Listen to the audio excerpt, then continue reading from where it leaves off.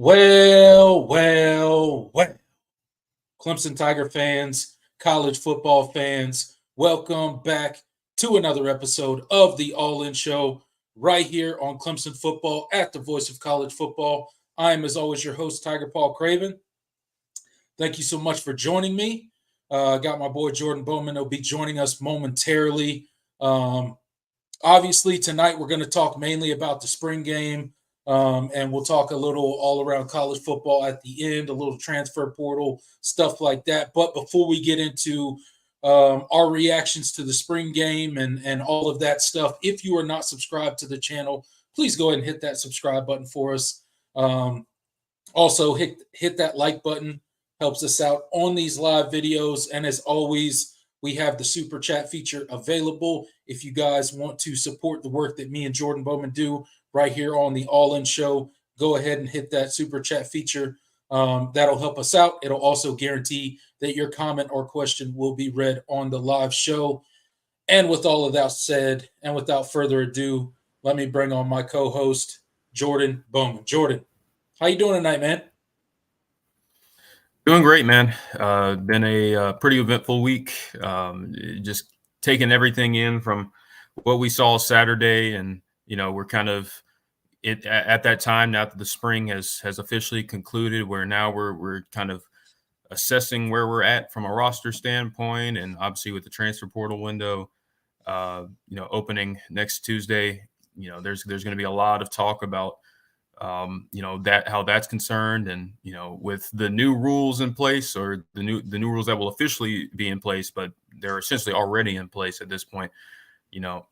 This is shaping up to be a pretty wild cycle. So this is going to be a pretty eventful time, even with no football being played for college football in general, and potentially Clemson. So we'll see. Yeah, absolutely, man. With the addition and all the changes in college football, going back a few short years, it's truly become an all-around, a year-round sport, I should say. With recruiting the way that it is, and now the transfer portal, coming around, and all of this stuff, it truly is. There's never a dull moment in college football. From spring practice to fall camp to transfer portal to big time recruiting in the summertime. There's always something to talk about when it comes to college football. And for people like us that do a year-round college football show, that's a good thing.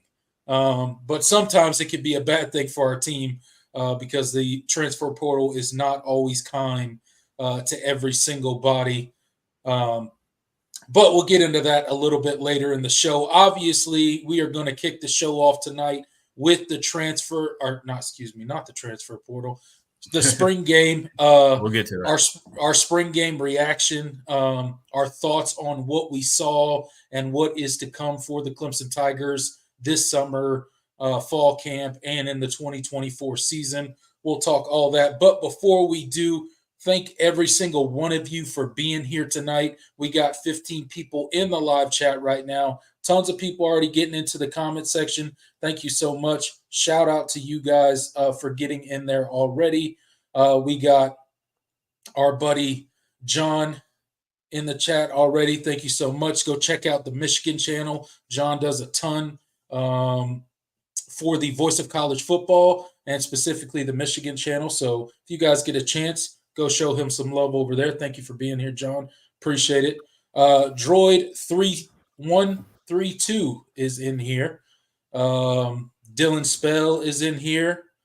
Our buddy John Sarian is in here, as always. Jamarius Payne, Alex Gaming Channel. Let's see. Mbone111 is in here. And I think that is everybody. Sorry if I missed you guys, but thank you guys so much for being here. Always humbled by how many people show up to this. And yeah, without further ado, Jordan, let's go ahead and let's get into, the first topic of the night. And obviously we're going to kick it off with our spring game reaction. And you did not have to wait very long after the spring game. Actually, you didn't even have to wait till it was over before Twitter was blowing up, YouTube was blowing up with videos and everything in between. And we're going to address the topic at the top of the show tonight, and that is Clemson's quarterback position. Everybody's been talking about it since the spring game ended this past Saturday about how Trent Pierman was the best-looking quarterback on the field. People are saying that he outplayed Cade Klubnik. He outplayed Chris Vizina. He just overall looked more comfortable and just more confident out there than the rest of those two. And there's some validity to that. But like you, I'm sure, have already done, I've gone back and watched the spring game a few times. And it wasn't quite as bad the second go-around. I saw some things that I had missed the first time. Watching it in as a rewatch is a little bit different than watching it live, right? Live, you're kind of a little bit more, spirited, a little bit more irritated, a little bit more animated about the things that are happening. But in the rewatch, you're more calm, you're more level-headed, you're kind of coming at it from a different standpoint. So I'll go ahead and hit you with the stats for the three quarterbacks, and then you can let me know your initial thoughts on kind of this debate, this firestorm going across social media, not only about the Clemson offense, but more specifically, what is going on with the Clemson quarterback position and why does it look the way that it does? So Trent Pierman, his stat line for Saturday, the spring game, was 13 of 18. Mind you, he played for both teams. He rotated between both teams. He was 13 for 18, 141 yards, 1 touchdown. He also had 5 carries for 53 yards, okay? 72% completion percentage for Trent Pierman. Cade Klubnik was 13 of 26, 158 yards, 1 interception, 52% completion percentage.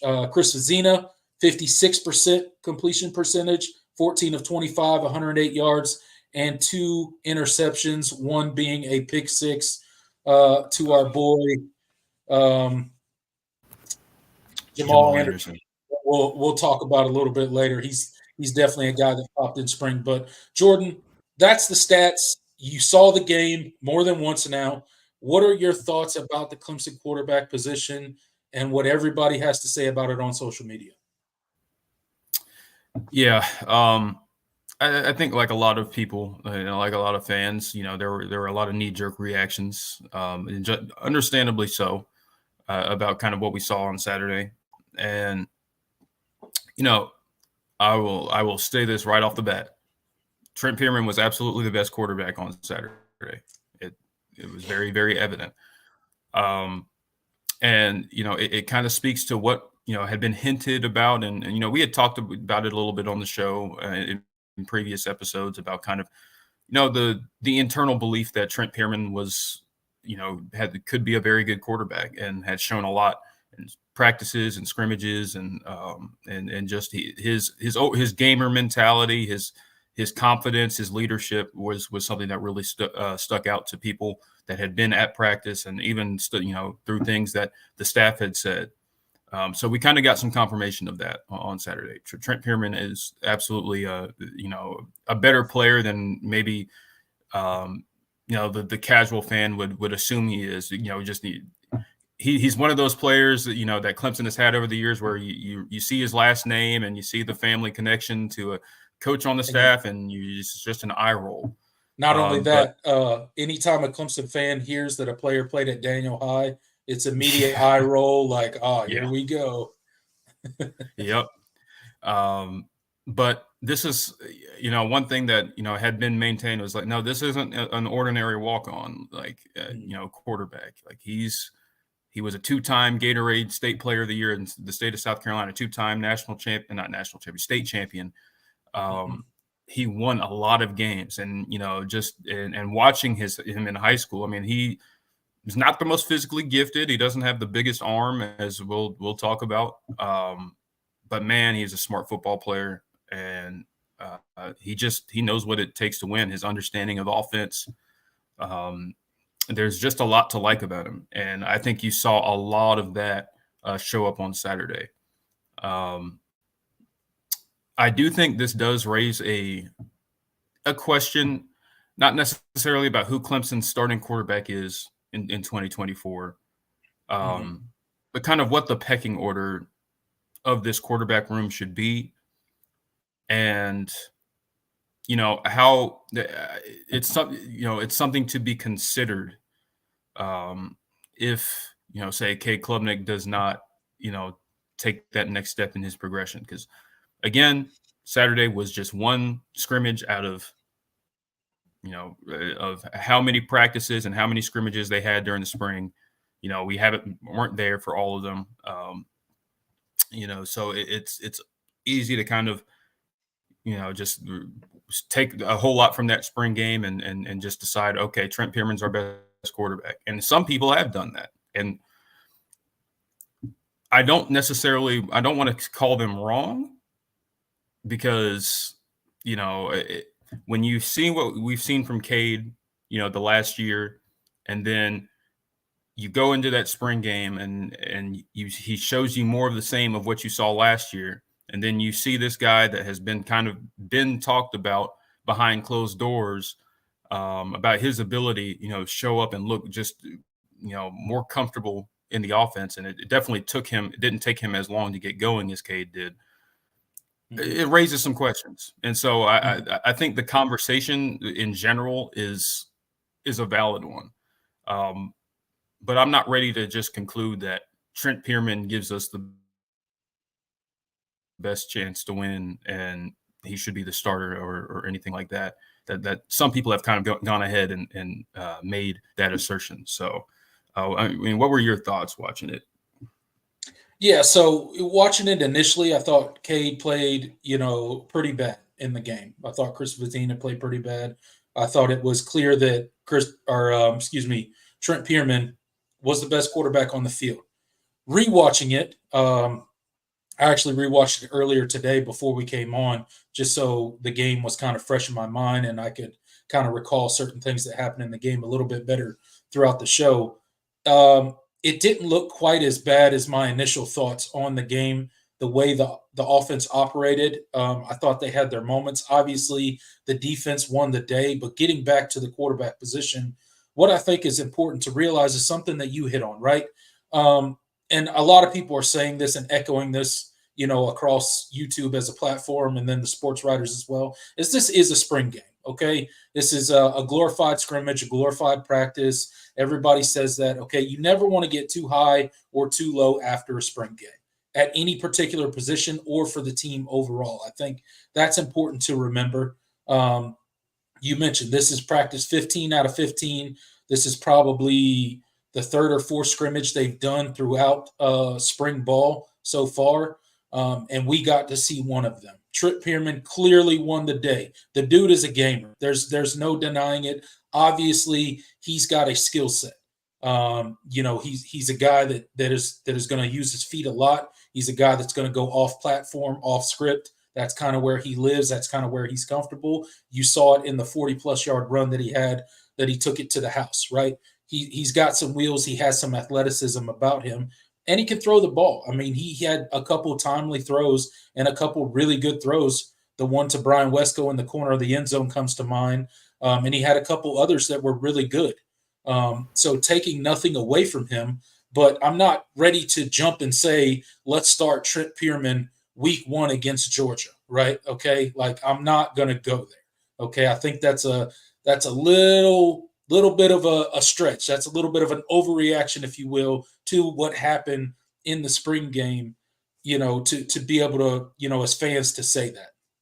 Now, with that said, it's clear that Cade Klubnik has, I think, taken some steps forward, but it's clear that growth is still needed there, right? He's still putting the ball in harm's way.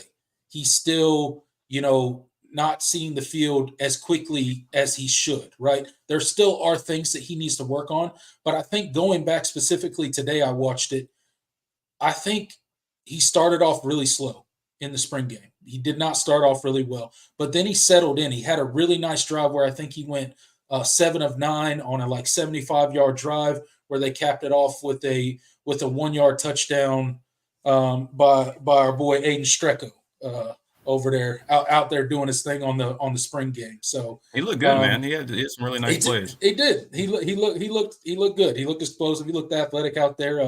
It was cool to see him out there, doing his thing. But I think Cade had some good moments in the spring game. So I think there are things to be cautiously optimistic about, that he is growing. Now, Chris Vezina, he wasn't where you wanted him to be. And that's one of the things that, going back to talk about the QB room overall, should we be comfortable as Clemson fans where the QB room stands right now? No, I don't think so. I think Clemson fans should be significantly worried about our quarterback room and our quarterback situation, because although I think Cade is taking steps forward, what if he gets hurt? Who's next?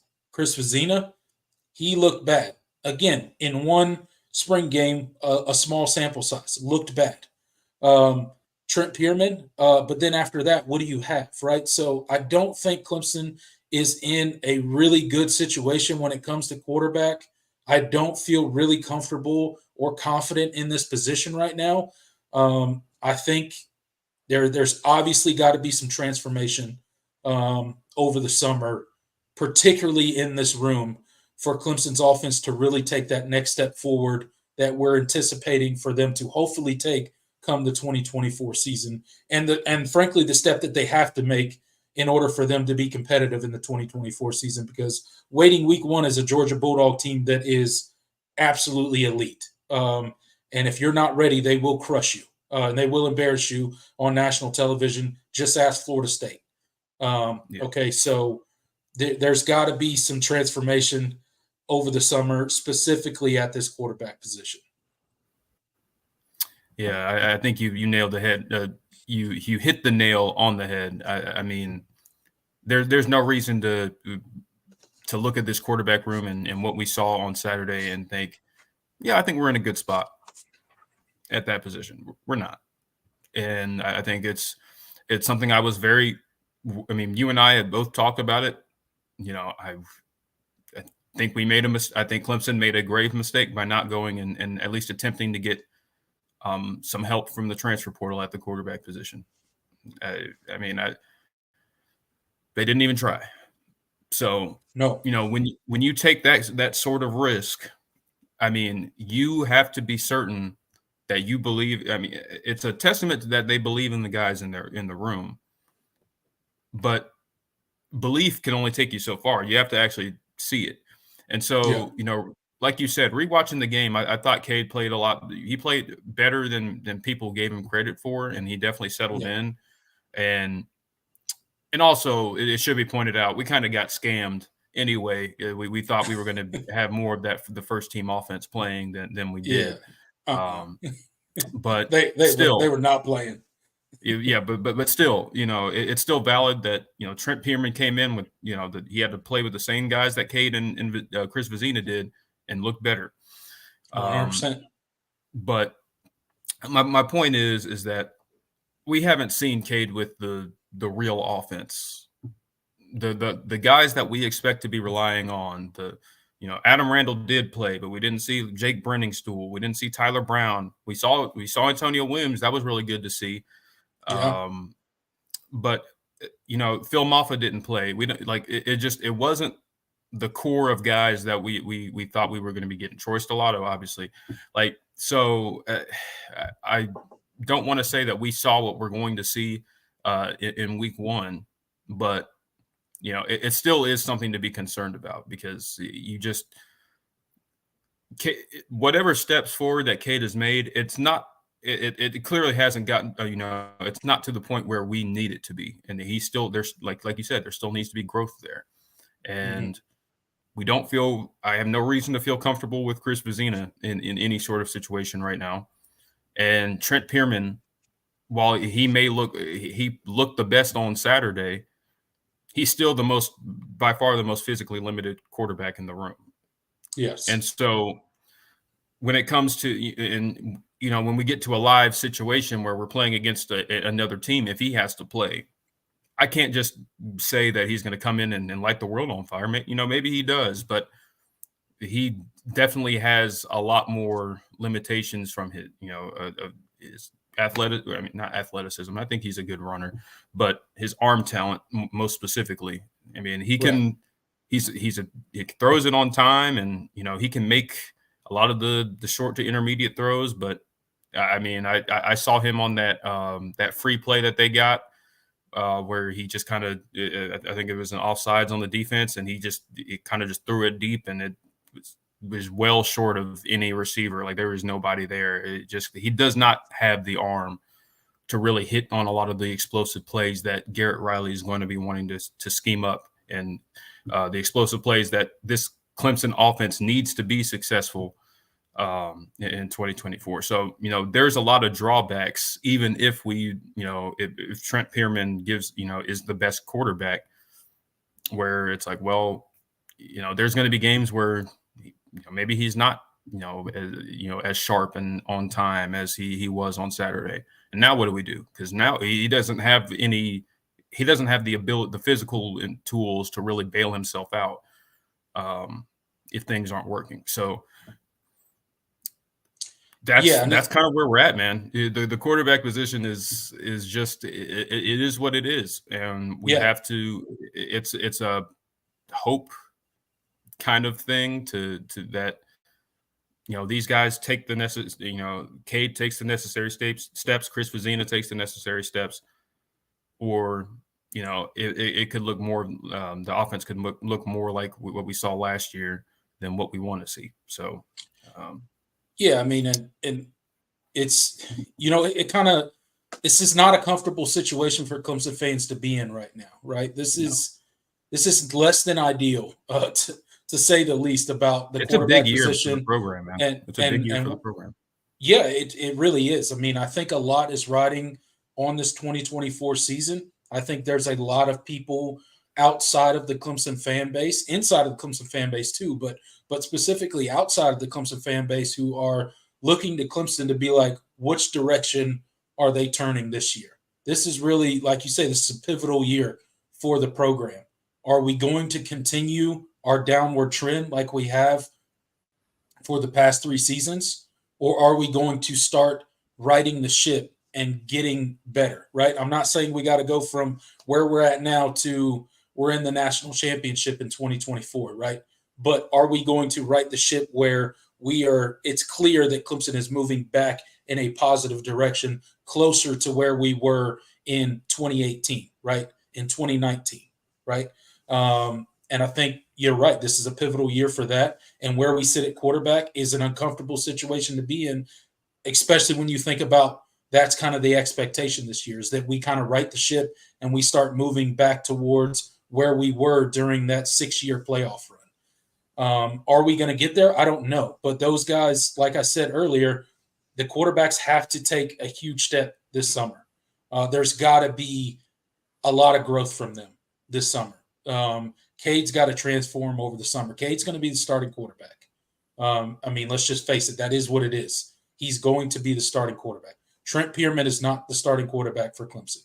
I know how great he looked in the spring game, but let's be realistic here. Cade Klubnik is going to run out there when we kick it off against Georgia on August 31st in Atlanta. So we got to hope that he makes the necessary growth over the summer and that fall camp, that things start to click for this offense. Hopefully we stay healthy over the summer. Hopefully we stay healthy through fall camp, and we can start clicking a little bit better as an offense. But, barring some big transfer get in the quarterback position, which is not going to happen, this is our quarterback room. And, we got to hope that these guys kind of move it in the right direction. But, keeping it with the offense, Jordan, let's talk a little bit about that offensive line. I think it was a mixed bag for the offensive line, just like it was with the quarterbacks for the spring game, right?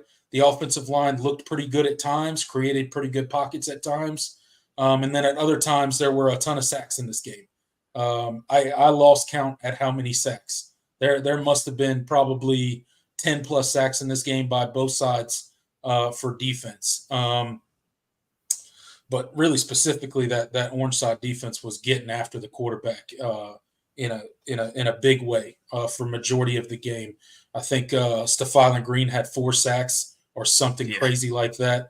I'd love to see that, man. You know how I feel about Stephon Green. So, absolutely, and we'll get to him a little bit later when we flip the side to the defensive side of the ball. But the offensive line, how did you feel about the performance of the offensive line? I'm going to tell you, to be completely honest, running lanes were non-existent for the entire afternoon. I mean, the defensive line really did clamp down on that running game. Outside of a few big runs that happened, obviously the Trent Pierman run for a touchdown, that one comes to mind. But honestly, I think both defenses combined didn't even give up 100 yards rushing. If you combine both offenses' rushing totals, it didn't even eclipse 100 yards for the defense. So obviously the defense shut down that run. But how'd you feel about the offensive line? It looks to be how the teams were split up. Majority of first-team offensive linemen ended up on that orange team, obviously, and then obviously second-team offensive line ended up on the second team. Ryan Lithicum went out, I think, at the second or third series of the game. Looks like he got his ankle rolled up. Hopefully that heals up pretty quickly. He looks like he was doing okay. Harris Sewell came up. They took him from the white team, gave him to the orange team, and then he finished the game as taking first team reps for the orange team at center. So what were your thoughts on how the offensive line performed? Obviously, I think we still got a ways to go there on the offensive line. Matt Luke's got his work cut out for him. But I think, we're probably heading in a better direction than we were this time last year. Yeah, I think I agree with a lot of your sentiments. I watching them, I think they started out really poorly. That was what was evident to me first. I mean, hell, the first play, see Sammy Brown comes off the edge, completely just blows past Tristan Lay for a sack. That's good to see your young freshman. I mean, Sammy Brown looked the part, and we'll talk about him a little bit later. But just early on, they looked out of sorts. Giving up a lot of interior pressure, like you said. Stephon Green was cooking on the inside with some interior pass rush. And then AJ Hoffler coming off the edge, he had a big game. They kind of struggled, and I think they kind of settled in, and I think both offensive lines kind of settled in. I thought there were a lot of pass plays that were blocked up very well in the later in the first half and into the second half. And while there wasn't running lanes, obviously your best back didn't play, and I thought there were a couple of nice. I think Jarvis Green had a couple of nice runs, and I thought they blocked up really well on those couple of red zone opportunities. So that was good to see. That we've been talking about. One of the things that Clemson, the offense clearly needed to improve on from last year was the red zone efficiency. and we got that for the most part. And the offensive line was a big part of that. Yeah, no goal line turnovers or fumbles. Hey, that's great. And so the offensive line looked a lot more aggressive. Um, I I want to give a shout out to Trent Howard. I thought he looked really good at center, man. I thought he played the best out of all the centers. And I honestly wasn't expecting to say that coming out of Saturday. But I thought Trent Howard looked comfortable. I mean, he's played a lot of football at this point. He's been in the program a long time, so we were kind of hoping. Wish we had gotten to see more of Ryan Linthicum. But obviously you don't want him to play on that injury and have him risk, making it worse, for a spring game. So that was, it is what it is. But I thought Trent Howard looked the best out of the centers, and I thought he actually played pretty well. Another shout out, I thought Elijah Thurman, true freshman, he looked really good. Held his blocks very well, looked very comfortable, understanding his assignments. He played mostly guard. He looked good.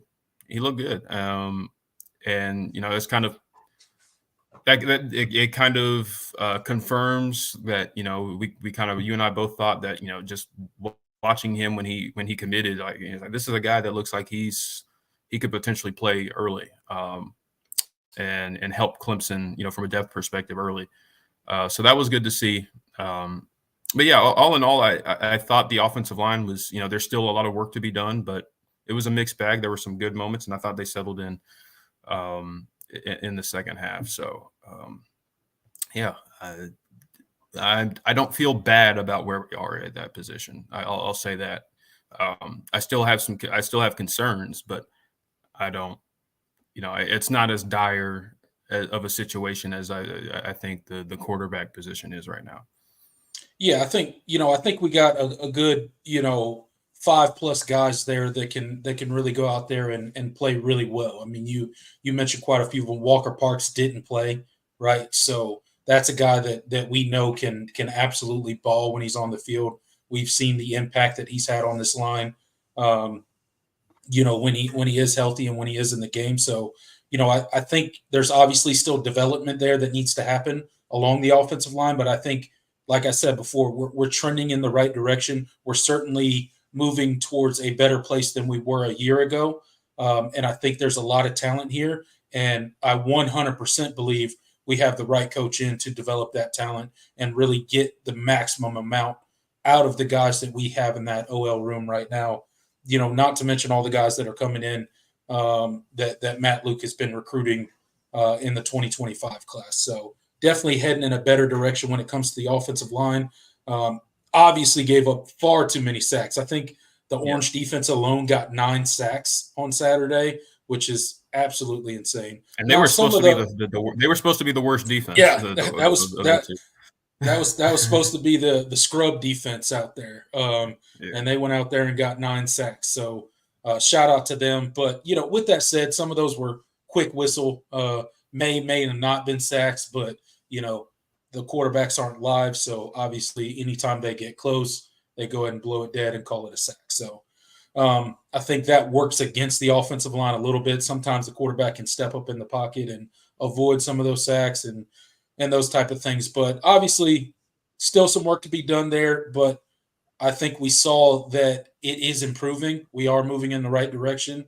And again, cautious optimism for the offensive line and what they could be in 2024 is, I think, the proper take to head out of spring and into summer and fall camp with as a Clemson fan. So moving right along, another position that really didn't get a lot of love on Saturday.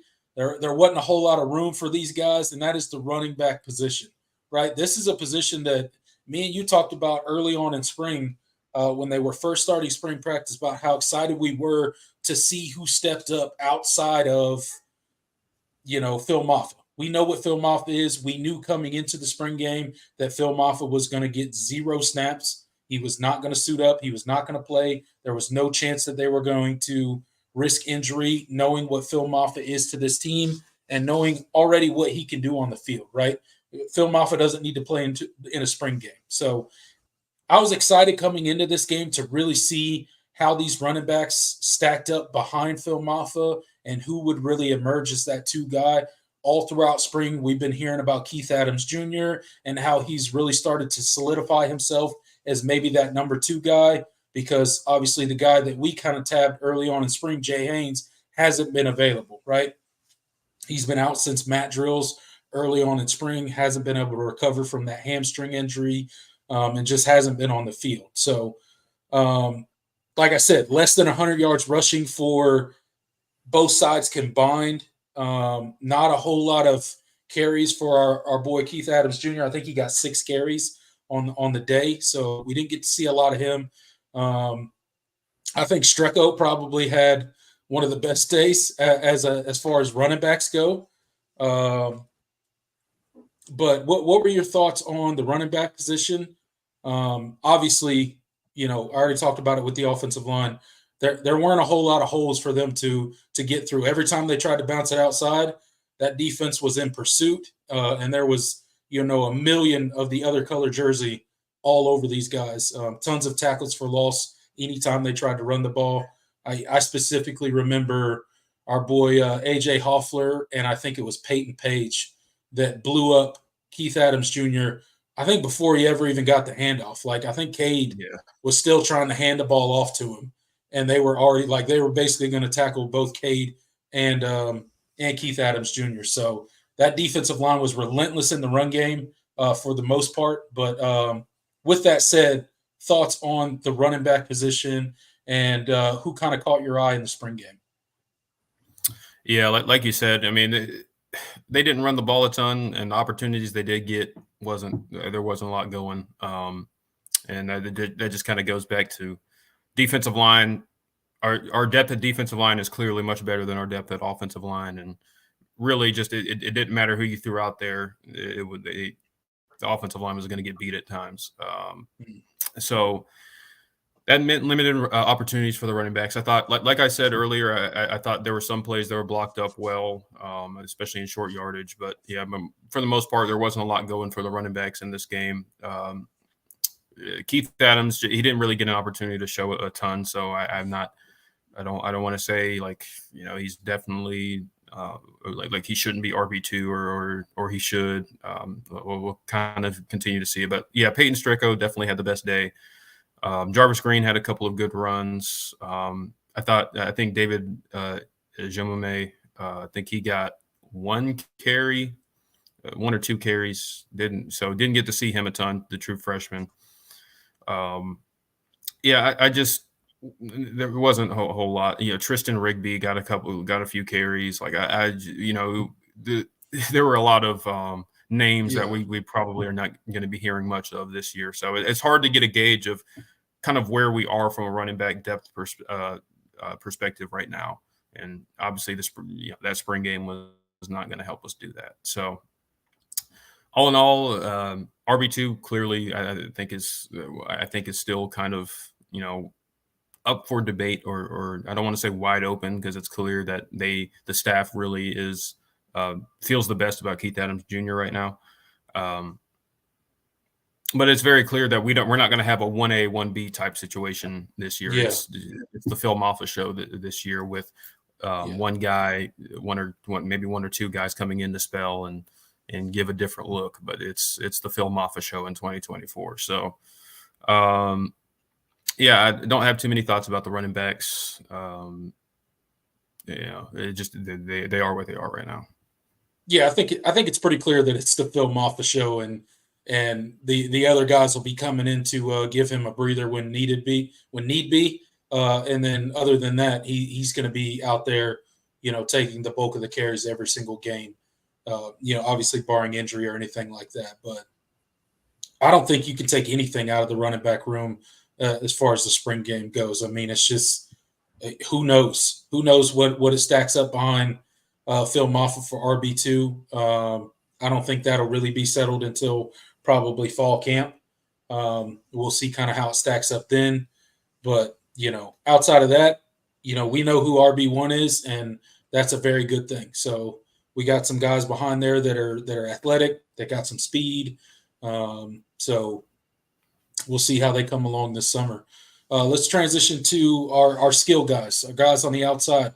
I thought, quite a few guys out here flashed. I talked about, last week when we were previewing the spring game, how much I wanted to see Antonio Williams and just how he looked after basically an entire season of just being injured and not being on the field. Because, as we've seen with guys like, Adam Randall, coming off of surgery and coming off of injury, some guys don't shake back as quickly as others. Some guys immediately, the second they step back on the field, you're like, yep, he's back. And then some guys you're like, ooh, he don't quite look the same, right? I thought Antonio Williams looked absolutely fantastic on Saturday. He looked just as explosive as I ever remember him. He looks fast. He looks confident. He looks like he is ready to go today if we had to play a game, which is really, really encouraging. Adam Randall, I thought he showed out big time in this spring game. I think he showed his size, his athleticism, his speed. I think he looked like a completely different wide receiver out there, to be completely honest. Really no complaints there. He made a couple really good catches. Obviously, we got to see our young freshman and Bryant Wesco. He didn't catch a lot of balls, but the ones that he did catch were pretty memorable. That one across the middle where he made a couple guys miss, and then Sammy Brown came and made him remember that he was in the middle of the field and there are linebackers over there. He got hit pretty hard by Sammy Brown. And then that corner catch in the end zone was pretty epic, and a great ball by Trent Pierman.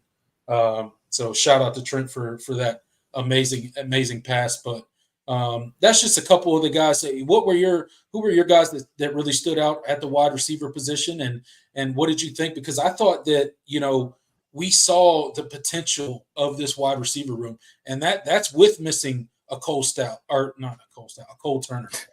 Good Lord. Yo, I went way back that's on a that name. one. That's what missing a Cole Turner, right? That's missing Tyler Brown. That's not having TJ Moore on campus yet. Like, I think this wide receiver room, Troy Stellato, I think this wide receiver room really showed the potential to be explosive. You think about that 55-yard bomb that Adam Randall caught from Cade Klubnik, right? I mean, he was wide open down there. And if the ball would have been thrown a little bit better, he might have kept going, right? He might not have been tackled right there. I think it was the thing is it was late. The throw was late, and it just it wasn't. But Cade threw it, and he gave him a chance. That's the one thing I was happy about was he threw it and gave him a chance. Look, there were so many times last year where that didn't happen.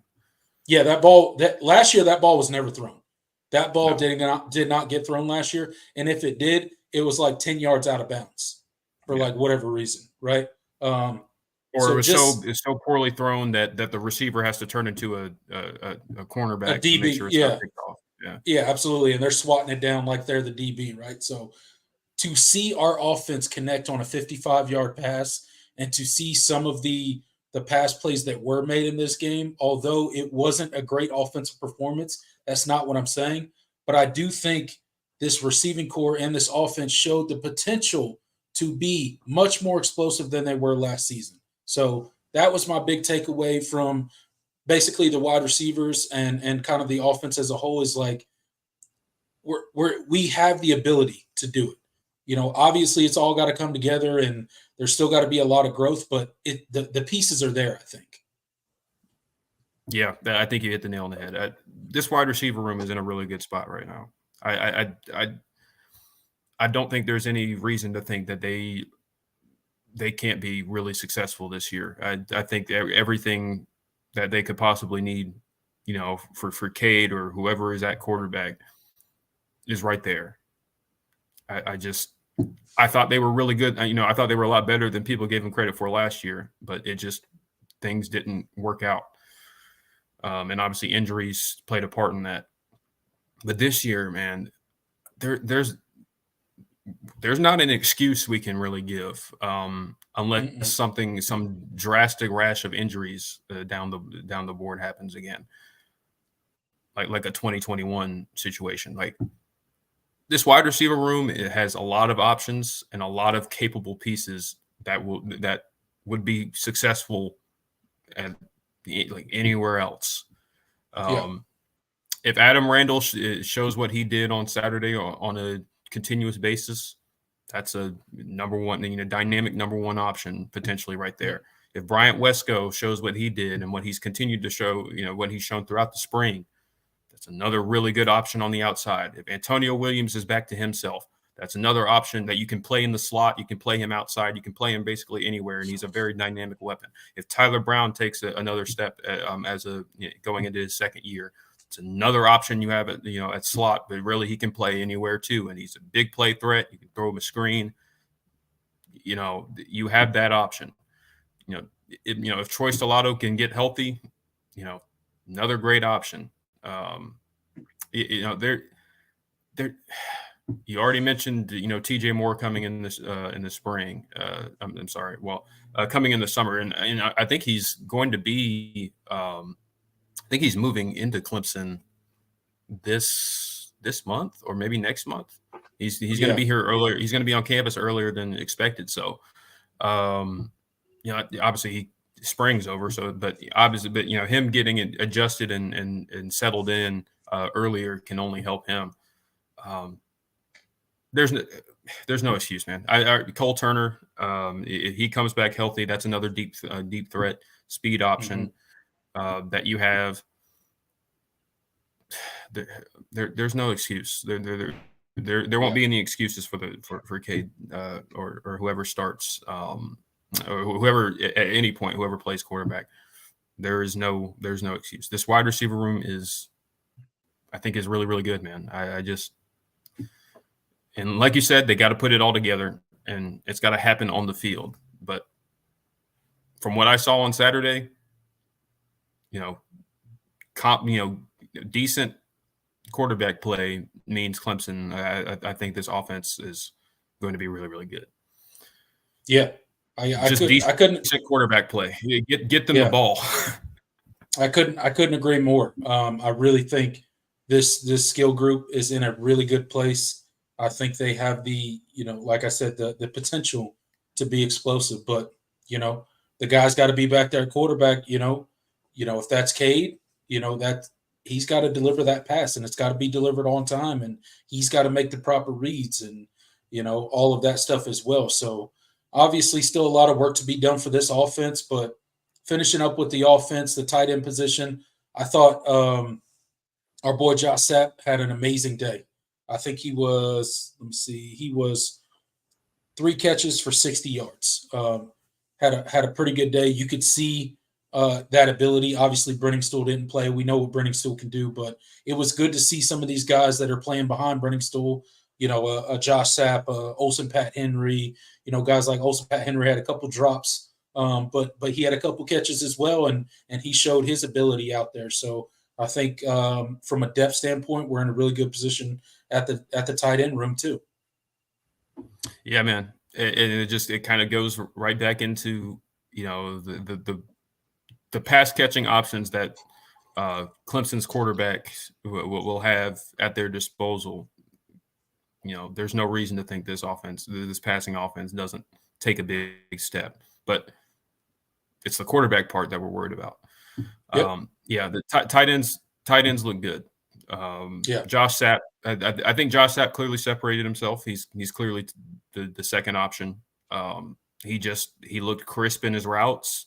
I thought he blocked pretty well, and that was something I was kind of, we haven't seen it a lot from him, but I thought he blocked really well at times.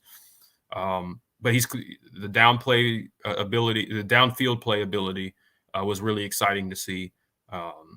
And he's going to be a great option to throw in there with Jake Brenningstool. And I think there's a lot of things that Garrett Riley will be able to scheme up with those two, with 2 tight end sets and having one guy line up at receiver, or there are a lot of ways to get these guys the ball. I think we haven't even talked about Christian Beneker coming in the summer. There you go. Well, who I think has all American potential. Maybe not this season, but I think he'll grow into that. I think just watching him, he feels like a guy that he's going to be an elite tight end.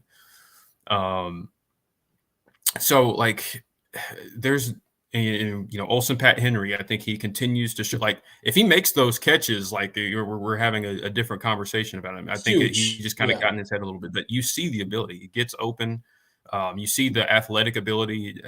He's going to be a really, really good tight end for this team too. And I just, you still have Marcus Dixon and Banks Pope as capable Yeah. options as well. So this tight end room is in a really good spot.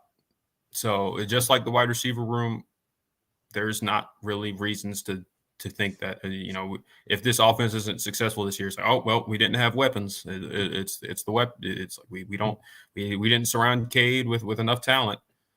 We can't buy that. That excuse is not going to work this year. I refuse to do it. Yeah. No. So feel good about the tight ends, man. But yeah, Josh Sapp, I think, is clearly tight end too, and I felt like that was going to be the case. I think he kind of separated himself towards the end of last year, and been high on him for a while anyway. And I think this is his time to really settle in and kind of step up and be that number 2 option. Yeah, absolutely. I think hands down he's definitely tight end number 2. But excited to see just what comes out of that room this year. But let's go ahead and we've been giving the offense some love for quite a while, or talking about them at least for quite a while. Let's go ahead and transition to this defensive side of the ball. And obviously, like most spring games, defense won the day. But this defense truly did win the day, and they were not trying to make it easy on this Clemson offense at all. I mean, they started out the day putting pressure on these quarterbacks early and often. We talked about all the sacks that happened, 9 for the Orange team. I'm sure there was probably another 4 or 5 for that white defense as well. You talked about Sammy Brown starting it out with a sack on play 1 for the white defense. But starting with this defensive line, man, like, wow, They're good, man. They're good. Like, I mean, they honestly, like, that's the word that comes to mind when I'm thinking about what I watched on this defensive line. And I mean, they're elite, man. Like, that defensive tackle room is absolutely ridiculous, man. I mean, you talk about DeMonte Capard and Peyton Page and Stephylin Green, and I mean the list just goes. Trey Williams. I mean, the list goes on, and these dudes just roll out here, and they are just. I mean, they're giving this offensive line just fits. And then you talk about one of the biggest questions that we came into spring with was, what does this defensive end group look like? Are these young guys outside of a TJ Parker and a Peter Woods, are they going to step up? Are they going to create the depth that we are going to need at the edge position to really be an elite front and really be competitive? And if you are to judge from the spring game, now granted, never get too high, never get too low. It is a spring game. But judging from the spring game, they're absolutely going to step up. I mean, I think Jaheim Lawson had a really big day. AJ Hoffler had a big day. AJ Hoffler had, what did he have? Good, man. AJ Hoffler, man, I mean, he stood out to me big time. He had 5 tackles. Stephylin Green had 6 tackles. 4 of those were sacks. He was absolutely brutal up the middle. Obviously, Sammy Brown and Wade Woodaz tied for the white team for most tackles. They had 8 apiece. I mean, it's just like this defensive line group was absolutely killer on Saturday, and I expect that to continue. Cade Denhoff flashed for me a couple times. He looked pretty good out there. I think this defensive edge group, or this edge group, I should say, is in it appears to be in a little better situation than I originally thought heading into spring practice, which, sitting now at the end of spring, 15 practices complete, heading into summer workouts, that's a good feeling. Knowing that it appears that we have some pretty quality depth behind those top 2 guys that we know are going to be killer out there, and they're running out there first. Yeah, absolutely. I didn't really know what to expect. But yeah, they look the part right now. and that was huge. And it was at multiple spots. Obviously, AJ Hoffler has stepped in, and he looks like he's going to be a big piece for this team rotationally at defensive end. That was nice to see. Going into his second season, so it's clear that they really they've done really good work with him. Chris Rumpf, I think I think just this edge group in general looked a lot more explosive than maybe we had seen previously, and so. Yeah, I mean the young guys are hungry, and Cade Denhoff in particular, the older as one of the older guys in the room, he looked like he looked reinvigorated, and he looked explosive. Maybe he has sort of a Justin Maskel type season, and comes in and gives you very valuable snaps at defensive end when you need it, and it makes you feel better about kind of where you are opposite of TJ Parker. And,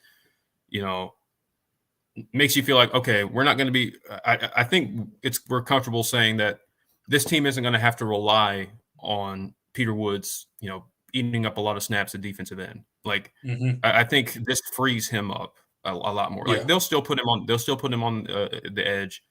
Clearly that's something they committed to doing and want to see at times. But I think his positional versatility means that you can slide him inside a lot more, and he can play more of his where I think he'll project in at the NFL level at tackle, D tackle, and so that'll be good for him and good for Wes and kind of just the personnel groupings and the different looks that this defense will be able to give.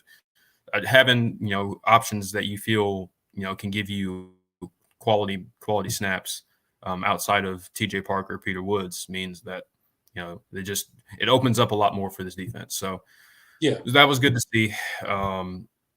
Even I think even Zaire Patterson had a tackle for loss. I think he did in this game. He did. So he had a couple tackles. He saved a big run. Well, what would have been a big run by Trent Pierman.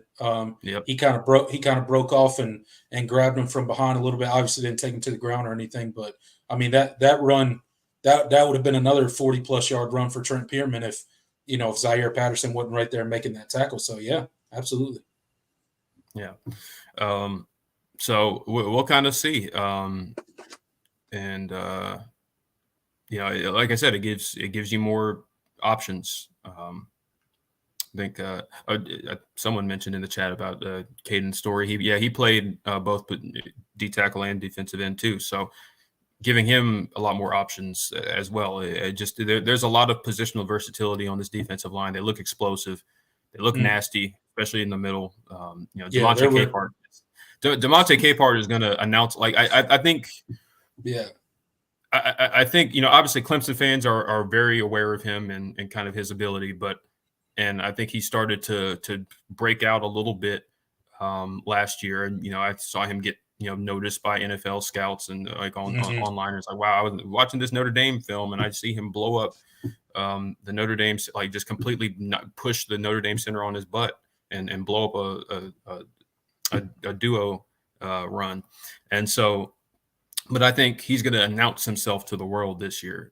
Oh yeah, I think he's going to have a big year, and this should be his breakout season. And just seeing just looking down and seeing Demonte Capehart and Trey Williams just lined up in that interior, like it's so much, man. It's so much mass just sitting there. It's like, man, like. Clearly, we're not running up the middle. Like, I mean, it's just like those two, and then they're just in there together, and it's just like, man, what do you want that offensive line to do, man? That's a whole lot of mass to move around and try to create running lanes. And I'll tell you, one of the big takeaways for me, specifically on the defensive line, is like we talked about the depth, obviously, and what that'll be is just being able to stay fresh for a 4-quarter game, right? If we can roll all these guys out here, especially on end, that's where we thought we were going to be super thin.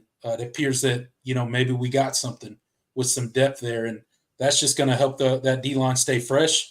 And if they can stay fresh for a 4-quarter game, come the fourth quarter, they're going to be a problem for offensive lines and the pressure that they're going to put on, the opposing quarterbacks and all that stuff. So pretty encouraging stuff for the D line. It's just amazing considering what this team just lost. I mean, yeah, you lose Xavier Thomas, you lose Tyler Davis, you lose Rick Guerrero, you lose Justin Maskell, and they just keep rolling them out. Just rolled out 4 more out there. Like, here you go. Like nothing changed. In shout out to Nick Eason for having those dudes on deck and ready to just step in and fill that role and what seems to be like a seamless transition into the next era of Clemson defensive tackles, right? And Chris Rump has obviously in a short amount of time done a pretty good job with developing the guys that he has at the edge position. And if those two positions can kind of gel together and become a cohesive unit along that defensive line, it's going to spell problems for opposing offenses this season. And frankly, I can't wait to watch it, man, because it feels like there's something special that could be happening on that defensive line, barring the transfer portal, if we can keep all these dudes around, because that is a deep room, and it would not surprise me. But let's hope that doesn't happen. Yeah. Well, we'll see. Yeah. And I guess that's one thing we do have to preface. It's like we're talking about these position groups, but the portal subject to change. Things can change in a hurry. So yeah, absolutely. And we're not saying that we have any inkling that somebody's leaving, but you never know in this day and age. Right. So you never know. You never know. But let's go ahead and transition to that linebacker position. And I think this was an exciting position to watch on Saturday. Oh, yeah. We had several people kind of flash this Saturday at the linebacker position. And, to be completely honest, I didn't really know how all the depth pieces would look. Obviously, I thought we were going to get to see Agent Zero out there playing. We did not. He did not play at all. Barrett Carter was he had his jersey on, but he was on the sideline for the Orange team. He did not play at all. But D. Creighton, he had a couple really good plays. I think he had a sack early on in the game. He had a couple really good plays. Jamal Anderson had himself a day on Saturday. I mean, absolutely had himself a day. I think he had 4 tackles, 1 tackle for loss, a pass breakup, an interception, a touchdown, that pick 6 that he had, which was let's just talk about that pick 6 that Jamal Anderson had for a second. Like, his ability to get up there, not only get up there to, obviously not allow a completion, but to catch the ball in the air and then run it in for a touchdown. That's not an easy ball to catch. He made it look very easy, but that's definitely not easy. And his day didn't stop there. He just kept, being there for pretty much the entire day. Absolutely insane. The day that he put out. Excited to see that. And then on the other side, Wade Woodaz obviously doing his thing. But Sammy Brown, you talked about it. First play of the game for the white defense. He goes in there and, he would have just destroyed Cade Klubnik. It would have probably been a strip sack, probably been a scored touchdown. It would have been reminiscent of last year all over again, because Cade did not see him and his arm was up. So that ball would have been out for sure in a live game. But Sammy Brown looks as advertised, right? Absolutely looked good. Kobe McLeod looked pretty good in the game, I think. What were your thoughts on the linebacker group? How do you feel about the depth behind Wade Woodaz and Barrett Carter now that you've seen the spring game? Very encouraged. They looked like they're taking those steps, because we talked about it. It's like, man, Barrett Carter, Wade Woodaz, we feel pretty good about those guys. They look pretty good, and Wade Woodaz on Saturday definitely looked really good. But you were just kind of like, there's talent in the linebacker room. Like we some guys, there's some names, but we haven't seen much of them. And so far they looked the part. They were flying to the ball, just looked really, really. They look fast, man, like really fast. Just very instinctual, very sure of what they were doing. I didn't see a whole lot of just kind of missteps or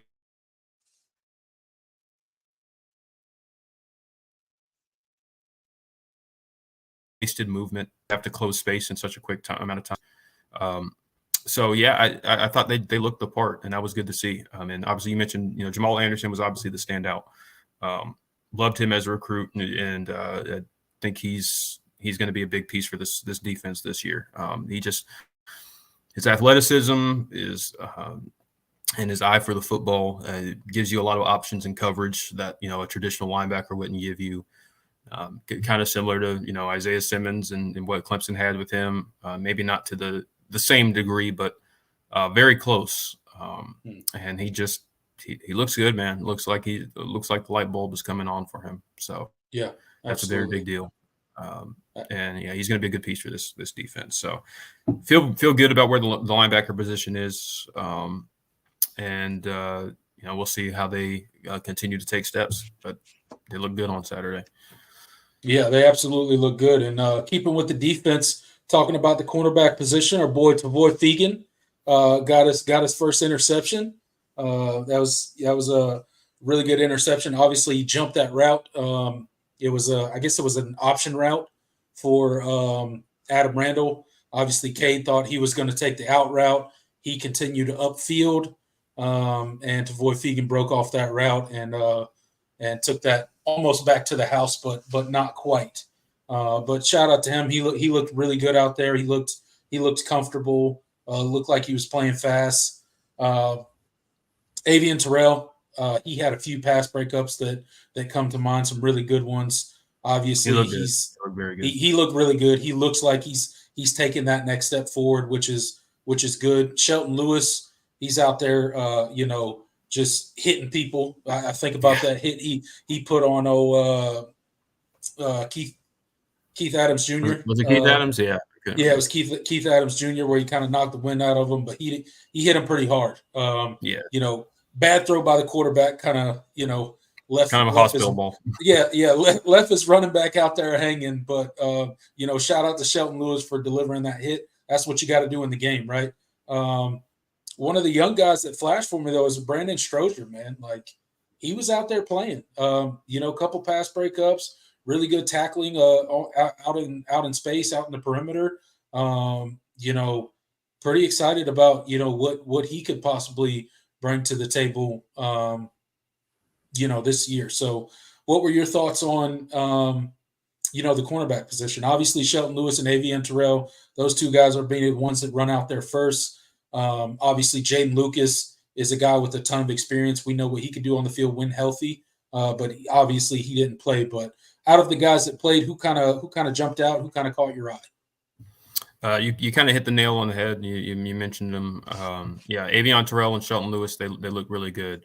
Brandon, you mentioned Brandon Strozier. He's a guy we haven't seen a ton of this year. He was a decently rated recruit coming out of high school, but just came into a pretty deep room, had some things to figure out. It was a transition for him, but it seems like things are starting to come along for him, and that was good to see. And he was making some really good plays because the staff loves Mike Reed loves that kid, and he was really excited about him. I remember he talked a good bit about him when I think on that signing day. So I'm really excited for him, and we've talked about we feel really good about the talent in this cornerback room, and it's just about some of these and the leadership from the young guys is big. You have a lot of bodies, and you have a lot of guys that I think will be good players, but it's just kind of a lot of inexperience, sprinkled with a veteran here or there. So it was good to see those guys making plays against a wide receiver room like we talked about that is we think is going to be pretty good, and it has the potential to be really, really good. So yeah, I feel good about the cornerback position. It's really hard not to feel good about this defense in general. We'll talk about the safeties, but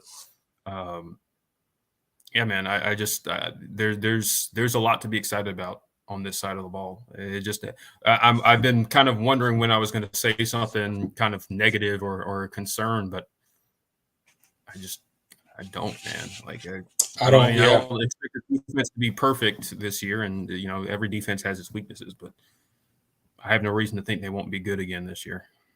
I mean, I don't think they showed anything this past Saturday that would make you question that they've taken a step back at all. I mean, I know we've gotten far more young at corner than we were last year or in previous seasons, but I mean those young dudes have they've played in some pretty important situations and they've produced.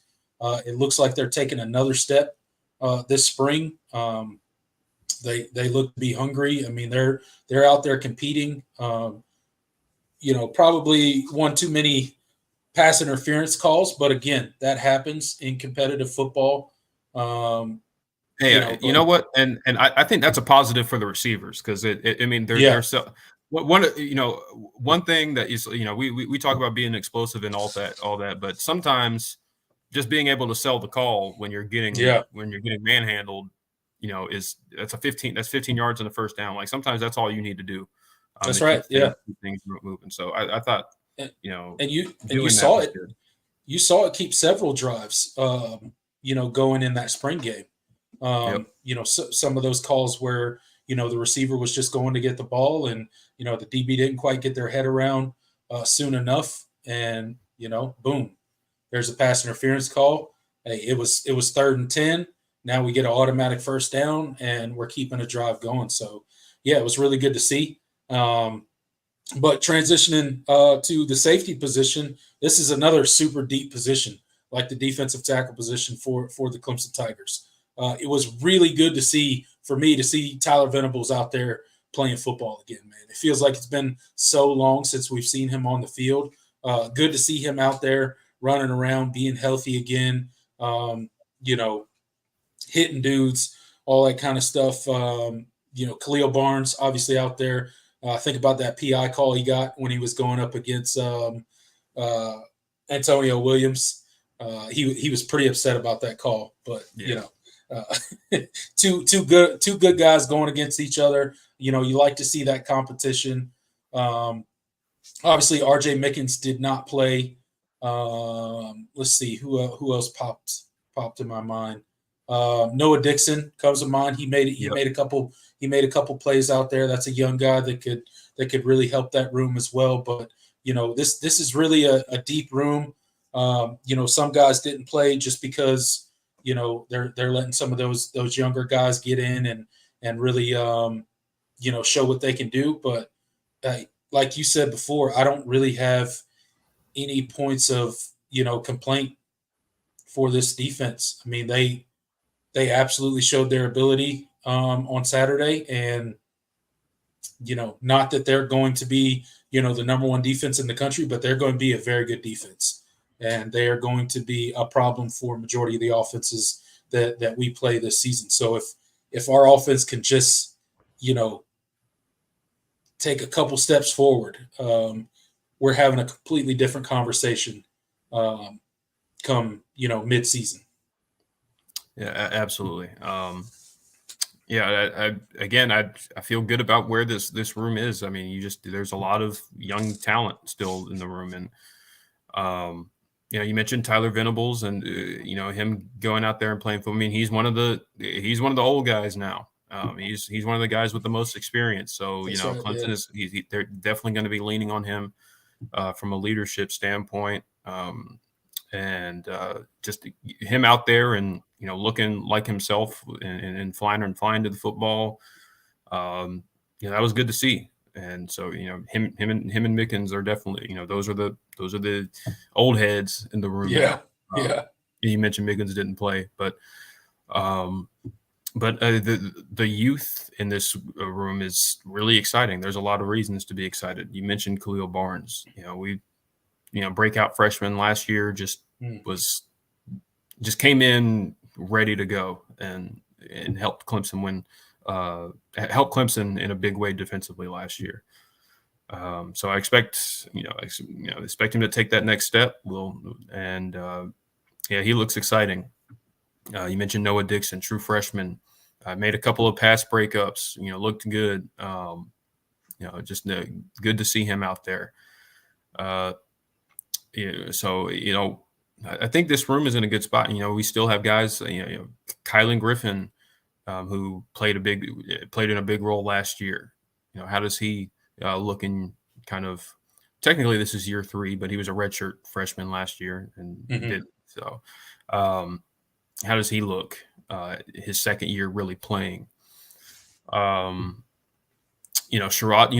Koval, guy he kind of gets forgotten about, but he's still here, and I'm just kind of waiting for that light bulb to come on. But I'm still really high on his potential as well.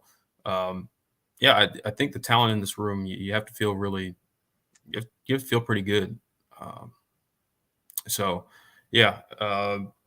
All in all, I think this defense is in a really, really good place right now. It just there's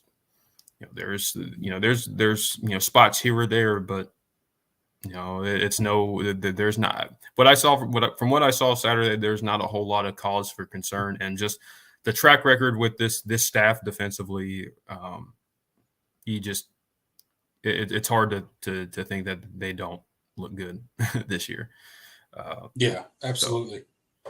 Yeah, I mean, look, you can't complain about a whole lot from what you saw this defense do on Saturday, and just judging by, what we have returning from last season's team and what we know about the guys that are going to be stepping up into bigger roles this season, you got to feel pretty comfortable with where we sit as of now heading into the 2024 season. Now we'll see what this roster looks like, come what is it, April 30th. But hopefully it looks relatively similar to what it does now. We'll talk about that a little bit later. But last position group we'll talk about, or last, part of the game we'll talk about, is the special teams, the kicking part of the game, right? Obviously, our kicking woes were well documented last season, to the point where we had to, call somebody up off of retirement to get them to kick field goals for us.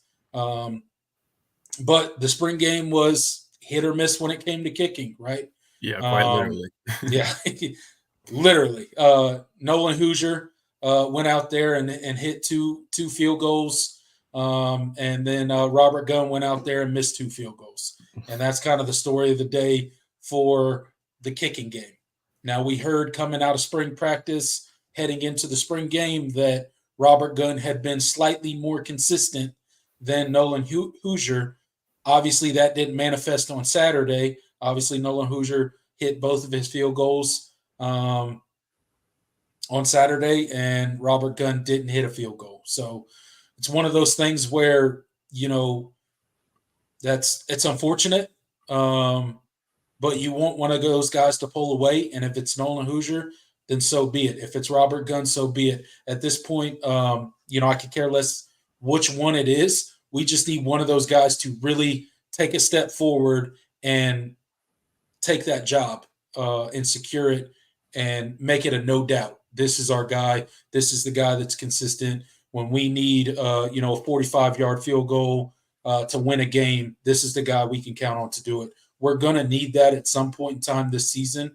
And if you just judge by the spring game alone, which is not what should be done, it would be Nolan Hoosier, obviously. But again, we're not there for every practice. They said that Robert Gunn was slightly more consistent for a reason. I don't think they just said that just to say it. So we'll see where the kicking game continues to, develop over the summer, and, obviously revisit it this fall. Hopefully we're in a much better situation where it's not kind of a coin toss. I would hope, just like at the center position, I hope somebody really, takes that next step and solidifies himself. But again, it's one practice. We'll see how it goes. A lot of time between now and kickoff of the Georgia game for us to figure that out. Absolutely. Yeah, you kind of hit the nail on the head. Kicker, yeah, just I will say about Robert Gunn, I thought his misses weren't as brutal as they were last year. So that was, they were at least a little bit more. So okay, I mean, one of them was like a 54-yarder or whatever that he kind of pushed right. He didn't really push it right. It went right. It just kind of stayed right. Didn't really. Yeah. But it wasn't a horrible miss. So I don't know. We'll see kind of how that continues to play out. But I will say I don't expect the kicking situation to be quite as bad as it was last year. But I didn't come away feeling super confident about where it is. So that's another thing that we just that position is what it is. I think punter is in a similar situation, but your starter. Your starter is pretty good, but there's nothing behind him right now. No. Maybe and that's no knock to Jack Smith, but he's just not there yet. It was big to get Aiden Swanson back. Feel good about the starting position there. The future at that position, I don't know. We'll see. But other than that, we didn't get any special teams returns or anything like that. So kind of nothing, nothing really to talk about there. Just kicker and punter. Should be pretty good at punter, and kicker is kind of up in the air. Yeah, absolutely. We'll see how it all shakes out. But wrapping up our talk about the spring game and all of that stuff, Jordan, just quick thoughts, like overall, how do you feel now that the spring game is over, heading into summer workouts and all that stuff? Just how do you feel about where the team's at right now?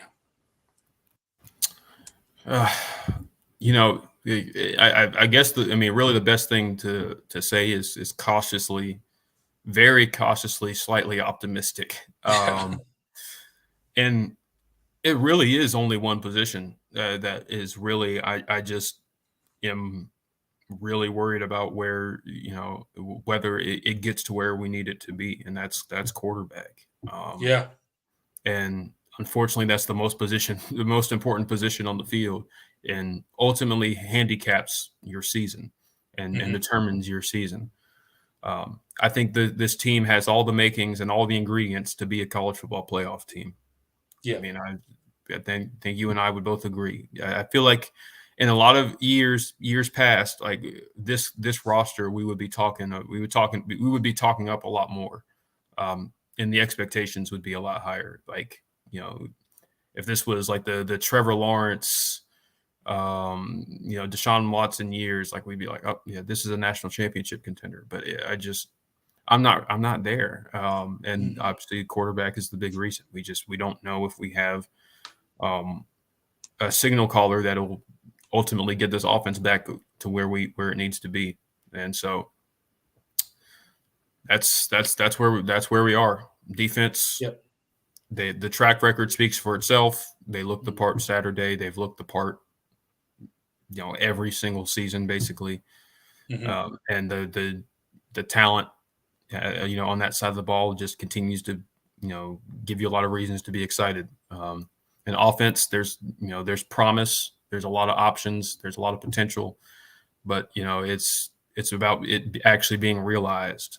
We don't have enough reason or evidence to suggest that it will be. So that's kind of the disappointing part, and that will ultimately determine whether Clemson is a 8 to 10 win team or a 11 plus ACC championship, college football playoff, national championship contender. So that's where we are, man. That's just kind of the bare bones of it. Yeah, absolutely. And to wrap up the spring game talk, and our thoughts is my thoughts on the team heading into, summer workouts is, much like yours. I think our defense is going to be a pretty elite defense. I think they're going to be, extremely, extremely good this upcoming season. I have no reason to believe otherwise. I think Wes Goodwin has proven that he is capable of, producing, very high quality defenses. And you saw the play on the field on Saturday. It hasn't seemed to dip at all. We don't have any huge question marks anymore along the defensive side of the ball. I think the biggest one heading into spring was answered in the defensive edge group, right? The edge guys, I feel like we're in a much better position than we were at the beginning of spring practice. So I think a lot of those questions that we had on the defensive side of the ball have been answered in a positive way this spring.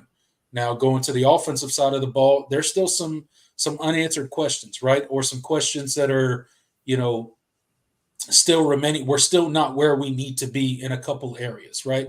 Offensive line, I think, is trending in the right direction. I think they'll probably get there by the time season rolls around, but there still needs to be some improvement there.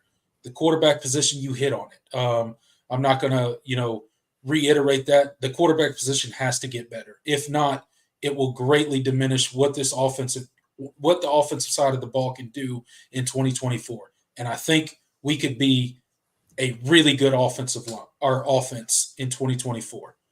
Elite, I wouldn't go there. Not at all.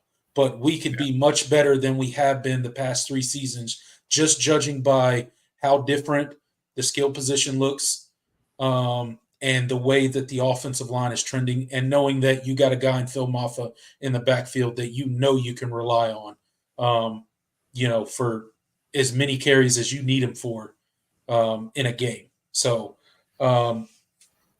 that's kind of, I think we're, some questions were answered, but there's still a lot of work to be done, specifically on the offensive side of the ball for Clemson. We're not there yet. We need that quarterback position to develop. Will it get there? That's to be determined. I have no idea. I don't know if they're going to take enough steps between now and, August 31st in order for Clemson to be there. But, we will see. It's kind of a wait and see approach. It's kind of unfortunately a believe it when I see it type of deal with Clemson's offense. And we've just seen it too many years in a row at this point, 3 years in a row at this point, just not really get any better. So it's kind of, with me and the Clemson offense, it's kind of believe it when I see it. But I do like some of the things that I'm seeing, and I don't like some of the other things that I'm seeing. So, that's kind of where we're at for spring. We're going to hope for the best. Obviously, it's a spring game, so never get too high, never get too low. We're just trying to stay, neutral in the middle, kind of middle of the road. Just get us through until fall camp, and then we'll start getting into a little bit more predictions and stuff like that. Because obviously there still could be some roster turnover.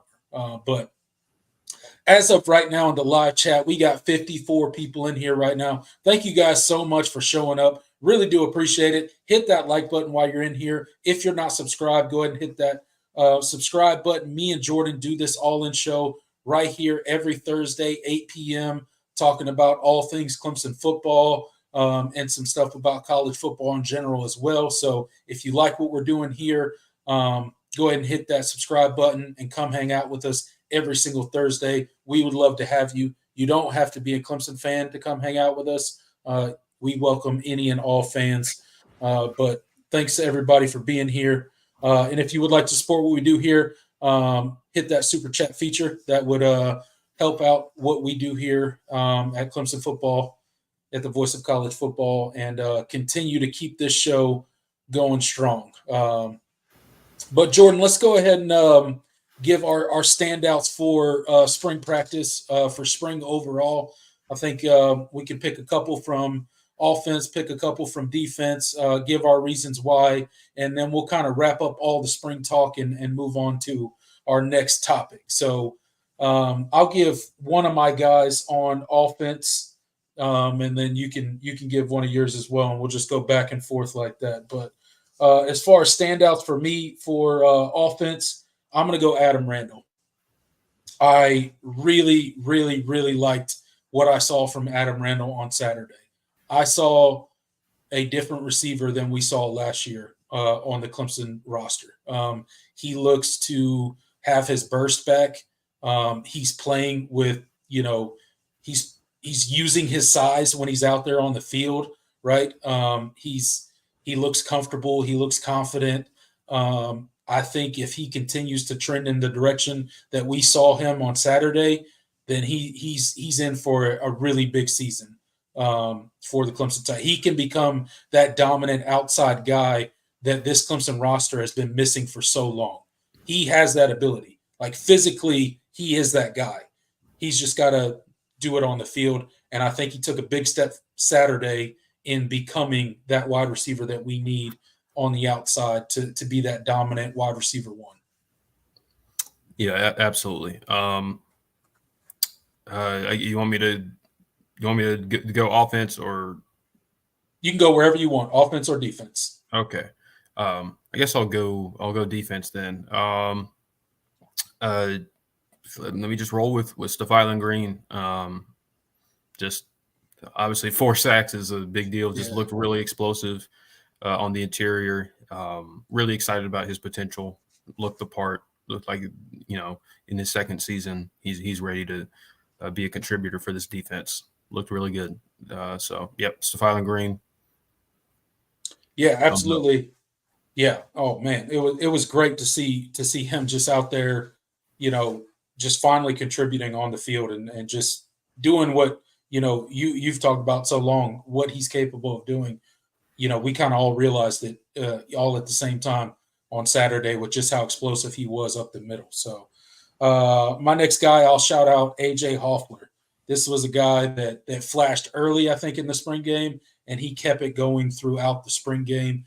And it's a position of need. It's on that edge position where we need some of these younger guys to step up, and he absolutely stepped up. He had 4 solo tackles, 5 tackles overall. He was just disruptive in the backfield all game, and just really good to see a guy like that step up, especially at that position. Absolutely. I guess I'll go offense this time. I'm gonna go. You already did a receiver, so I'm gonna skip him. I'm gonna go with Elijah Thurman. I already talked about him a little bit, but just looked really, really good, and just really solid. And didn't see a ton of missed blocks. He just held his own. Looked really good. I think he's a guy that's gonna be a really good player for this team. And kind of gives you some much needed depth on the interior because we still have some questions about that. So he looked really good on Saturday. Elijah Thurman, thumbs up. Yeah, he did. He played really well on Saturday. I'm gonna go Josh Sapp. 3 catches for 60 yards. Just shows what kind of depth we have behind Brenningstool. You mentioned Christian Bentaker coming in. The tight end position's in a really good spot, but I really like what we're starting to see. We started to see it last season for Josh Sapp. I think it's really starting to click for him, and I think he could be a big time contributor for this team. It was good to see him out there, just looking explosive, looking comfortable, and just making his plays. Absolutely. I guess go back to defense. Got to go with linebacker Jamal Anderson. Yes, sir. Making big plays, really good in coverage. He's going to be a very versatile weapon for this defense, and excited for him because he's going to get a lot. Obviously, we need him to play in a big way this year, and so seeing him out there making those kind of plays was really encouraging. So Jamal Anderson. Yeah, man. His stat line was ridiculous.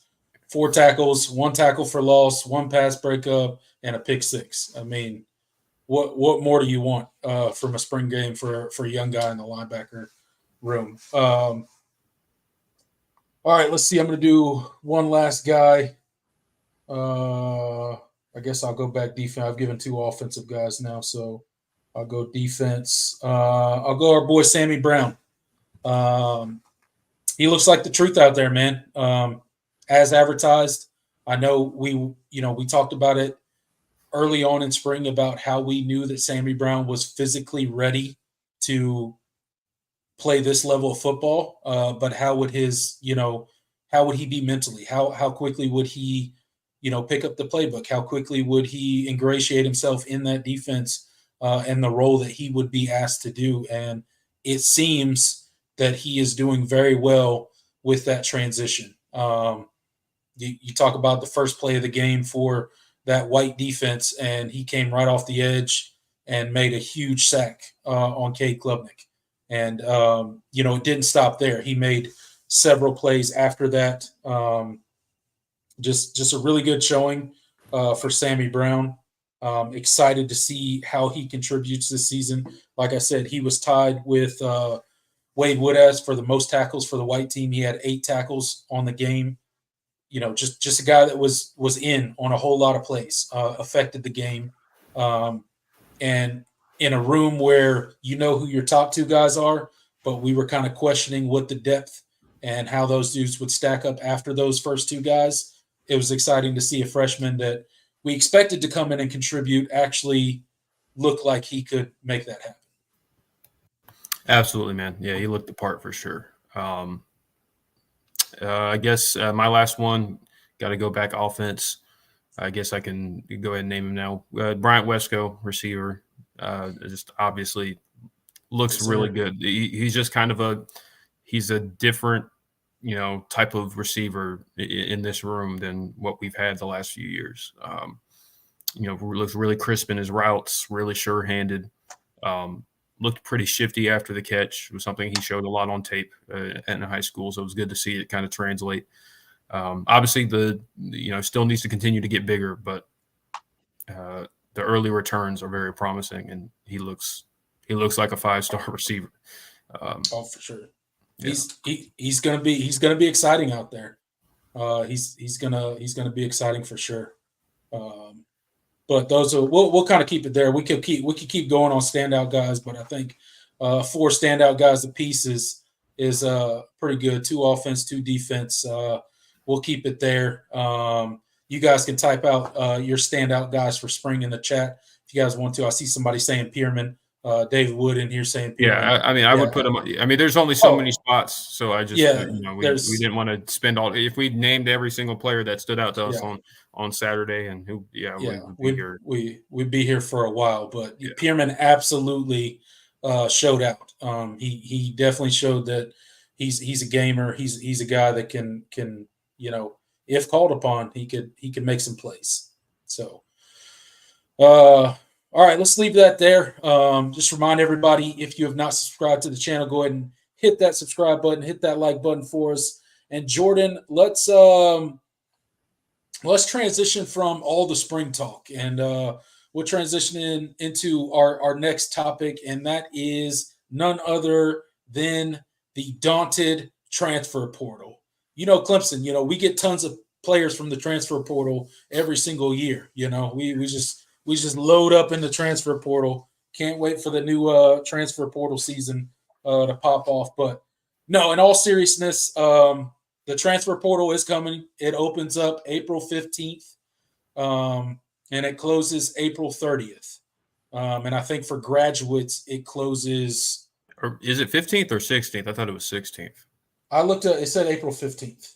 It officially opens April 15th, closes April 30th.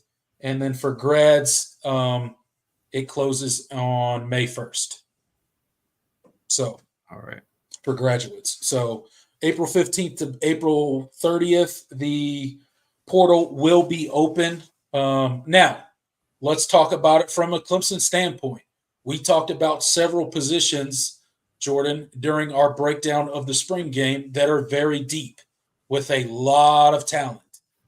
Now, unfortunately, what that could mean is our roster today doesn't resemble our roster come, May 1st, when the calendar turns, right? And the transfer portal season is over. We could lose some of these depth pieces, we could lose a starter.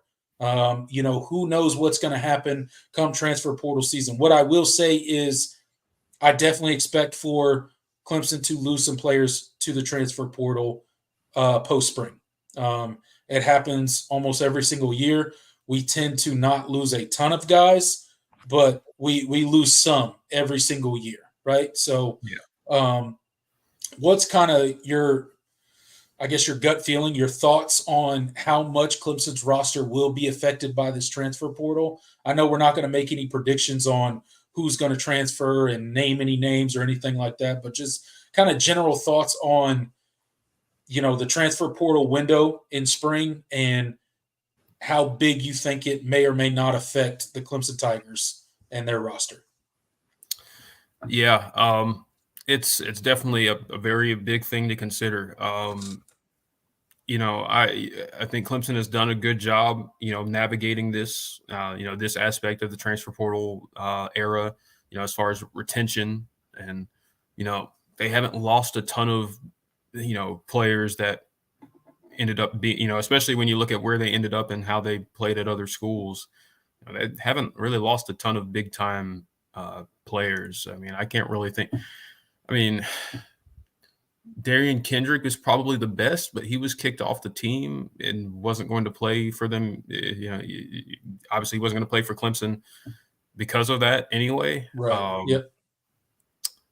There's not a whole lot. I mean, TJ Dudley looked good for Ole Miss, but he was basically kicked off the team. And he looked good like in the bowl game.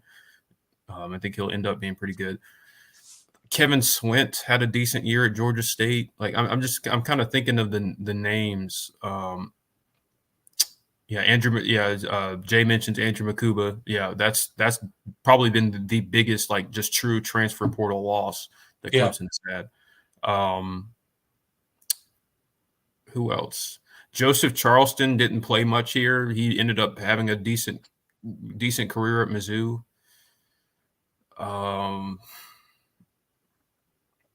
Can't really think of anybody else. Levante Bentley played some for Colorado, but didn't really have he couldn't stay on the field.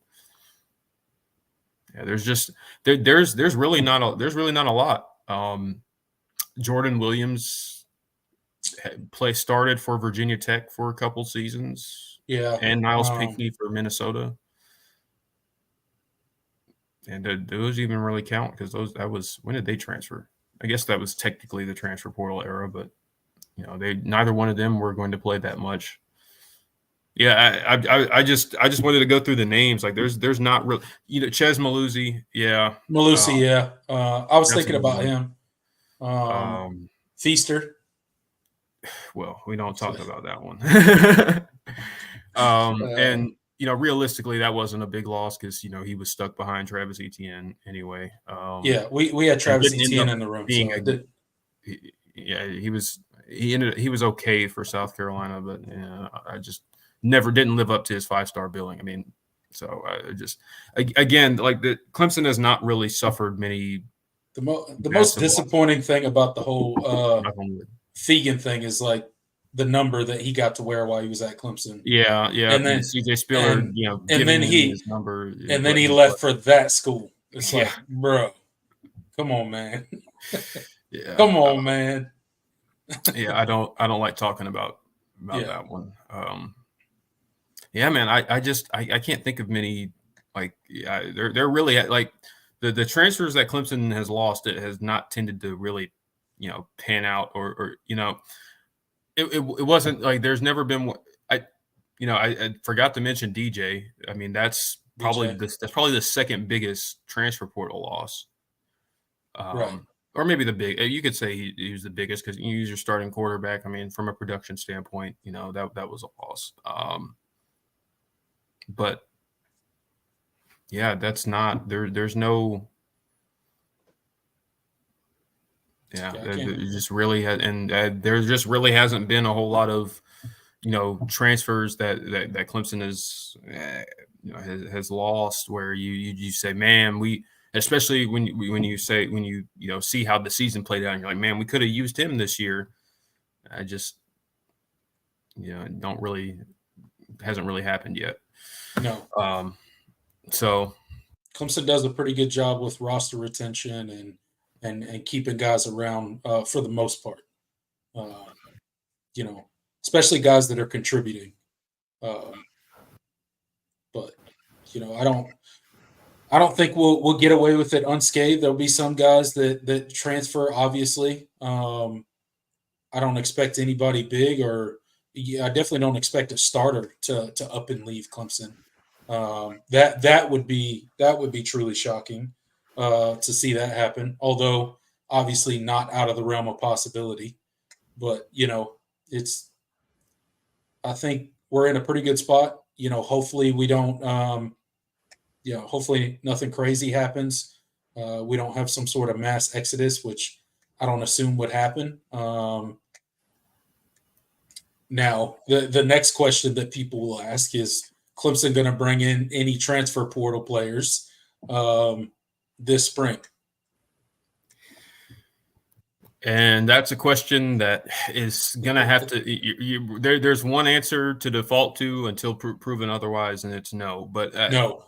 I do think that I see David Wood asking about Kobe Pace. Yeah. Oh, Kobe Pace. Yeah. Yeah. I mean, he was good for Clemson in 21, but was injured in 20. I mean, he was like Virginia's second. He was like their third down back. Again, just not really. And obviously Phil Maffa, Will Shipley, they weren't, they were clearly your two best guys anyway. As far as the, Clemson adding pieces in the portal, it's going to be a no until I see otherwise. But I do think they need to be prepared to address losses because, I think with this, the biggest thing with this this portal cycle is it's shaping up to be a pretty wild one. And so I would just suggest to all Clemson fans to just be prepared for surprises. Like I said, this program has done a good job at player retention and all of that. But I think this cycle is kind of unique because of you can transfer without consequences, and we'll talk about that a little bit later. And there's just going to be a lot of movement in general this cycle across college football, and I'm not convinced that Clemson is going to be totally immune to that. So be prepared, just for a surprise or two. Not because I have any insider knowledge and I know somebody's leaving, but it's a, in this era of the transfer portal, there's no reason to believe that anybody, is safe. So be prepared for the worst, and obviously you can't be disappointed. So we'll see. Yeah, absolutely, man. Look, it's transfer portal season is going to be interesting. Like I said, I fully believe Clemson will lose players. How many? I'm not really sure. How significant? Hopefully nobody of significance. Right. But, there's always that possibility. Money talks. I mean, some of these programs out here are spending far more money than Clemson could spend to get players. So it's not out of the realm of possibility. Obviously, at certain positions, if people left, I saw somebody mention, what if Chris Vizina were to transfer? Obviously, Clemson would have to address that in the transfer portal. Like, we would have to add some sort of quarterback depth in the transfer portal. Like, you can't go into the season with two quarterbacks. Like, that's not like, it's not good to go into the season with three quarterbacks. Typically you got, more quarterbacks than that. However, you definitely can't do it with just two. And one of those, one scholarship quarterback, that's what you're going into the season with. That's not going to happen. So again, if it was a position like that, I would feel comfortable saying Clemson's probably going to have to do something. They'll be forced to, because, there's no high school recruiting between, now and fall and playing games. So you would have to address it in the transfer portal. But outside of, some sort of mass exodus or a lot of players leaving or at a particular position where we're already thin, I would say that Clemson's probably not going to add anybody via the transfer portal. They may lose a couple, people who aren't contributing or don't like where they're at on the depth chart. And, that'll probably be where we stay. Again, complete speculation, but much like the Clemson offense, the transfer portal for me in Clemson is I'll believe it when I see it. If we add anybody via the transfer portal, awesome. But I'll believe it when I see it. Yeah. We have a massive Chris Stevens, man. Wow. With a massive super chat, $50. We greatly appreciate that, man. Thank you, man. Thank you. I appreciate really that. Appreciate that. Gives us a Bible verse, Revelations 3:8, and go Tigers. We appreciate that, Chris. And thank you for supporting the show. Seriously, we don't ask you guys to we don't beg for support over here. So any kind generous donations that you guys make are greatly appreciated. Seriously. So Chris, we greatly appreciate that. Yeah, absolutely, man. Thank you so much for that support. Let's see.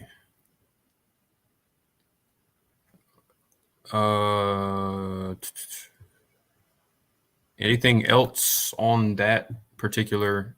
No, I think we'll leave that part of the transfer portal there, and we will transition to our last topic.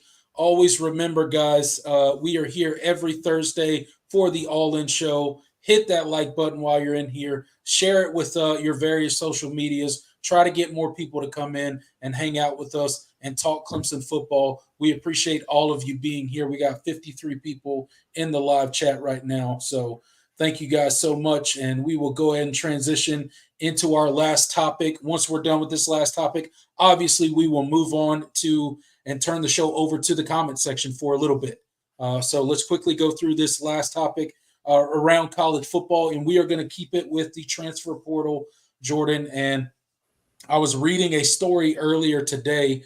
I think it was by The Athletic or somebody like that. I can't remember where I read the story, but basically the NCAA Division I Council is going to have an emergency meeting on the 17th and 18th of April to discuss a emergency change to the transfer portal rules.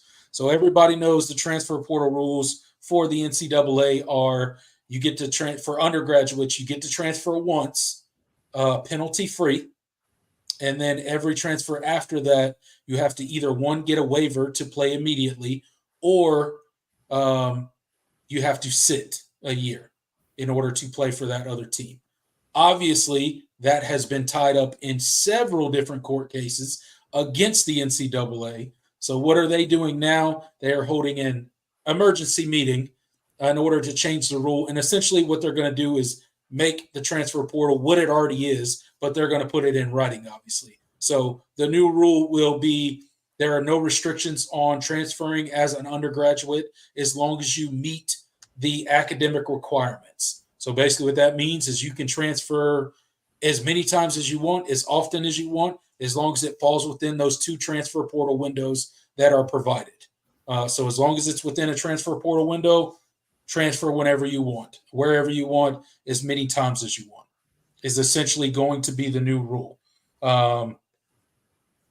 Obviously, you can't transfer mid-season because, well, there's no transfer portal mid-season. You can't play for a different team in the same season.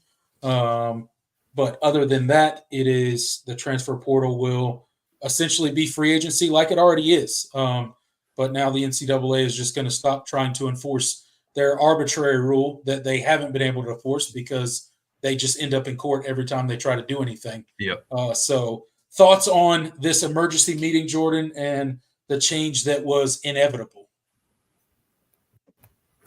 Yeah. it's just confirmation of kind of where we're headed as a sport. Listen, in the short term, this is going to suck for a lot of programs. I can already see it now. When that portal window opens next week, it's going to be chaos. It's going to be absolute chaos. We're going to see some names that we didn't expect to see in the portal. We're going to see some names that we did. We're going to see in everything in between. We're going to see starters, backups, you name it. It's not going to matter. And that's kind of where we are right now. I think one thing that is important to realize, and I think will be ultimately beneficial for the sport, is that I think this is going to, and it is something that I've talked about before, and Bud Elliott on Cover 3, said this on a show like a couple weeks ago. He said this is going to be really bad for the sport in the short term, but I think it's going to help us. It's going to expedite the process of actual change being made, and a new structure of how this sport is going to play will be in place. So I think in the short term, like I said, in the short term, it's not going to be fun. And, maybe Clemson is a victim of it. But in the long term, I think, it's going to get us one step closer to finally figuring all of this out, from player compensation to the transfer portal, and get some structure in this sport that at this point has none.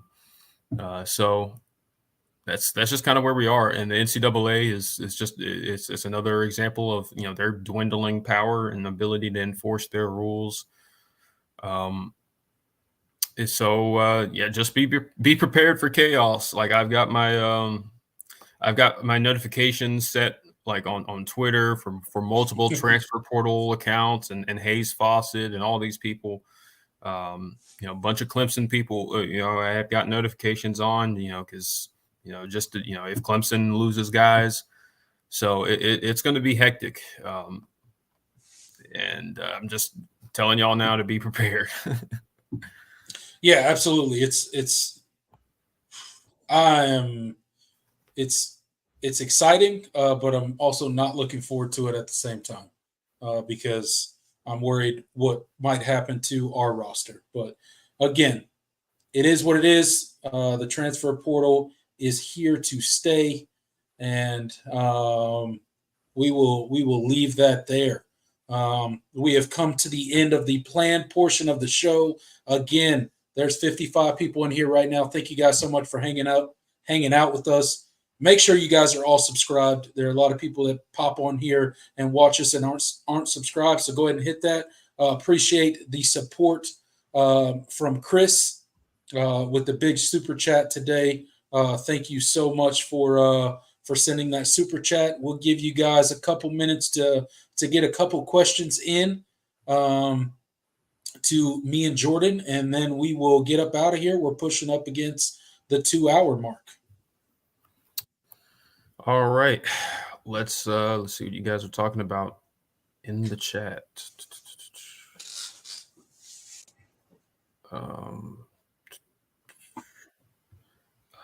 Stephen Marcus gets in. He says, "I'm sick of hearing about Dabo's lack of use in the transfer portal, and would like to hear more complaints about Dabo's positional coaching hires." Well, I think if this was last year or a couple of years ago, 2 years ago, 2 years ago, I think there would be a lot more to that. But I think if the last two off seasons have been any indication, is that it's that Dabo is not, he's not hesitant to make changes.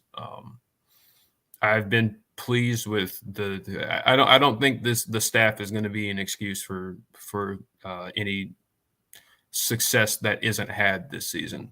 I'll say that. I still think that there are a couple position coaches that, hey, we got to see it, but overall, I think the staff is in a much better place than it was 2 years ago. And you have some really proven, especially on the defensive side of the ball. Obviously, you have a lot of good coaches on that side of the ball. And offensively, I still think you upgraded. And, obviously we're seeing the returns on the recruiting trail. And I think some of the guys that, people were calling for their heads a couple seasons ago are getting their feet under them.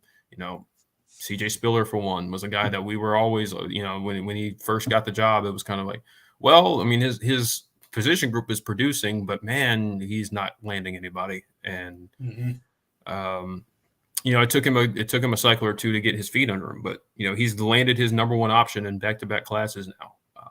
They've locked in on a guy, and he's gotten them. Between David Ajumame and now CJ Davidson. I'm sorry, CJ. Why do I always say CJ Davidson? Gideon Davidson.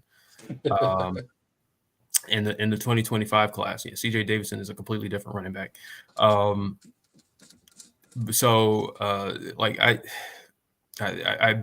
think you have to give him time. You had to give him time to kind of get things settled. And you also just were like, well, the guys are still producing. I mean, the running back room is still doing well, but now from a recruiting standpoint, I think he's got his feet under him. So I feel good about where we are at running back coach. And then, obviously Tyler Grisham is the guy that gets probably the most flack from the fan base. For sure. And I think, there's a lot of reasons why, and some of which are valid, some of which probably aren't. But man, I like we said, there's no excuse this year. And, you've seen him actually, land the big fish on the recruiting trail. That's a notch to his belt. You can say that, getting Garrett Riley would, played a hand, especially in getting Bryant Wesco, which is true. But it's a lot easier to sell, wide receiver, sell to a 5-star wide receiver to come play for you when you have a exciting offense. Obviously, we didn't see that last year, but you have a guy with a track record of producing exciting offenses, and that made it easier. And that was the case when Jeff Scott was the the wide receiver coach. Like, he didn't just like, it wasn't just he was a phenomenal recruiter. Like, don't get me wrong, like, he one of the best recruiters Clemson's ever had. Yep. But he also had an offense to sell. Like, it's impossible to expect especially a young wide receiver coach that doesn't have all that experience to be able to go out in the trail and and just say, hey, look at what we did in the past, but on the field, like, the production isn't there, quarterback play, offensive line, offense in general just doesn't look good. It's like, right. I don't want to play. Like, if I'm a 5-star receiver, it's like, I don't want to play in that. So he was kind of handicapped his first couple of seasons because of that. So I don't think I don't think we can just say, Tyler Grisham he's totally the guy and the monkey's off his back. But I think he's bought himself some grace, especially because I think last year his group played pretty well when healthy. I thought they looked pretty good, and they certainly were getting open a lot more than maybe the production would suggest, and there were a lot of reasons for that. So, I don't think that the Clemson's coaching hire, Dabo's coaching hires at this point are a valid criticism with where we're at right now. It was a couple years ago for sure. I think he's shown in the past couple years, Dabo. I think he's shown in the past couple years that he made some bad coaching hires. He hired some people that didn't pan out. But at the same time, he didn't just keep allowing those coaches to coach, right? Like, right. Brandon Streeter was a one and done. He saw that, okay, this offense is not going to get significantly better. It's not going to get to the point where we need it to get to under him. So I need to make the change, right? He brings in Garrett Riley. He brings in Matt Luke. He brings in Chris Rumpf, right? Like, I think he has started to bring in coaches with more experience that have been other places, right? That bring a new perspective into the program. So I think that he's shown that, okay, yeah, I understand, that didn't quite work out. And he has adjusted. He's not just doing the same thing over and over again. So I don't think our assistant coach position is as bad as some people would say it is. Are there still question marks? Like you said, absolutely. Like there definitely still question marks. There's definitely still guys that have to prove themselves. But for the most part, generally speaking, about Clemson's staff overall, I think it's in a much better situation than it was 2 years ago. Yeah, absolutely. And you can't say Dabo is just he's loyal to his guys, but to a point. And he made that very clear. Like that, the firing of Brandon Streeter was one of the most cutthroat things he's ever done as head coach. It was brutal. Other than when he, when he got the interim job and made all those coaching changes like right away, like that. Yeah, that was pretty cold blooded because like you've never even been a head coach before, and but it was something that needed to happen. That was but the fire. But honestly, in a way, but it was almost a move that he had to. It was just he had to make it like, if I want to be successful here, I'm going to have to make some significant changes.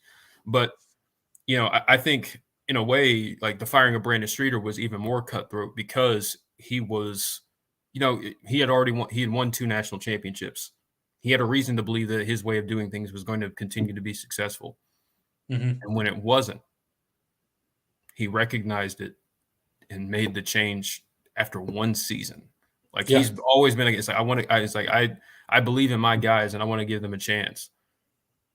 But to go and do that for 1 season, that's one of the most shocking things I've ever seen him do. Going into that the 2023 season, I fully expected Brandon Streeter to be the offensive coordinator. 100%. Like there was no doubt in my mind that Brandon Streeter was going to be the offensive coordinator for another year. I thought I would have bet a lot of money that there was no chance that he got fired after 1 season. Because there was some improvement under him from the previous season. Oh, yeah. So it wasn't like, they got worse. They did get, it wasn't much, but they got a little bit better. Right? Yeah, they were a top 50 offense-ish. So there was some slight justification there to be like, oh, well, he deserves another year to see if he can continue to trend in the right direction. Dabo didn't do that. He cut it off quick, fast, and in a hurry. And the second we found out Brandon Streeter was fired is the same second we found out that Garrett Riley was the new offensive coordinator, which was absolutely insane. So, I mean, Dabo's competitive. Like, he wants to win. I know, a lot of people out there, myself included, disagree with Dabo sometimes about what he says and what he does and sometimes how he goes about things. But, what you can't question is he's competitive and he wants to win. So, and I think he will continue to tweak this coach. Like, if it don't work this year, he's not just going to stand there and do nothing. Like, Dabo will continue tweaking this program, I feel like, until he gets it back to, a national prominence like he had it before. I believe that. Now, the way that he's going about it, is it a guarantee that it's going to work? No. That's a to be determined. Can you still win in college football with the way that Dabo Swinney likes to go about things and the way that he likes to run his program? Again, to be determined. But he's obviously earned the opportunity to try to get it back to where it was. Yeah, absolutely. So, all right. Spent a lot of time on that question, but that wasn't like a shot at you, Steven. But it was something I wanted to address and kind of talk about, because it's definitely been a conversation among the fan base for a while, and just kind of wanted to give a different perspective on that. Let's see, what else are you guys? Jay says, I expect that Ohio State quarterback room to shrink tremendously when they are backed up to the gills. Between Will Howard and Devin Brown and Aaron Nolan coming in, and they've got a lot of got a lot of dudes what's his name that started that played against Missouri with that weird last name. I can't remember his name. He didn't look very good, but he's there. They're in an interesting spot. They have too many options. A good problem to have, because you're going to lose somebody, but it's better than not. You're like, okay, well, our options are kind of thin right now, so we'll see. David Wood says Cade likes to throw right and throw into double coverage. Yeah, he puts the ball in danger a lot. Yeah, that roll out to the right and he kind of threw it across his body. Like that stuff's got to stop. For sure. Something he still needs to continue to get better at. Is just the situational awareness, and like you're not Patrick Mahomes, buddy. you gotta. Not even close. You don't have the facilities for that, big man. Yeah. So I think being quicker on his reads and making the correct read. Yeah. Those are things that he did at times on Saturday, and then at times he completely missed. So that needs to, which was the case last year. So he's got to take that step forward in that aspect as well. I forgot to mention Julian Sayin in the quarterback room. Dylan, thank you, Dylan, for reminding me. That Ohio State quarterback room is loaded. John says, worst part of the current situation is there are absolutely no limits on contact, poaching, offering money, all of that. Anyone can go buy a player anytime. Yep. I mean, Clemson has not been, like I said, Clemson has not been immune to it. They are, and I know of specific examples of players that were tampered with this offseason. So it just, and there's not really anything you can do about it because you have to have proof, and it's the NCAA can't really enforce it. The rules. It just is what it is. Yep. What are you going to do? Everybody in college football knows that tampering happens all the time, but there's no one doing anything about it. And with the season Clemson had this past season, they are going to be especially with these teams that with high NIL budgets and are buying people left and right. Like when they smell blood in the water, they're going to strike. And so that's why I'm telling the fan base to be like, hey, Clemson's not immune to this, and if they lose somebody that you don't expect, well, you probably know you might know what happened. And that's just the reality of where we are right now, unfortunately. Yep.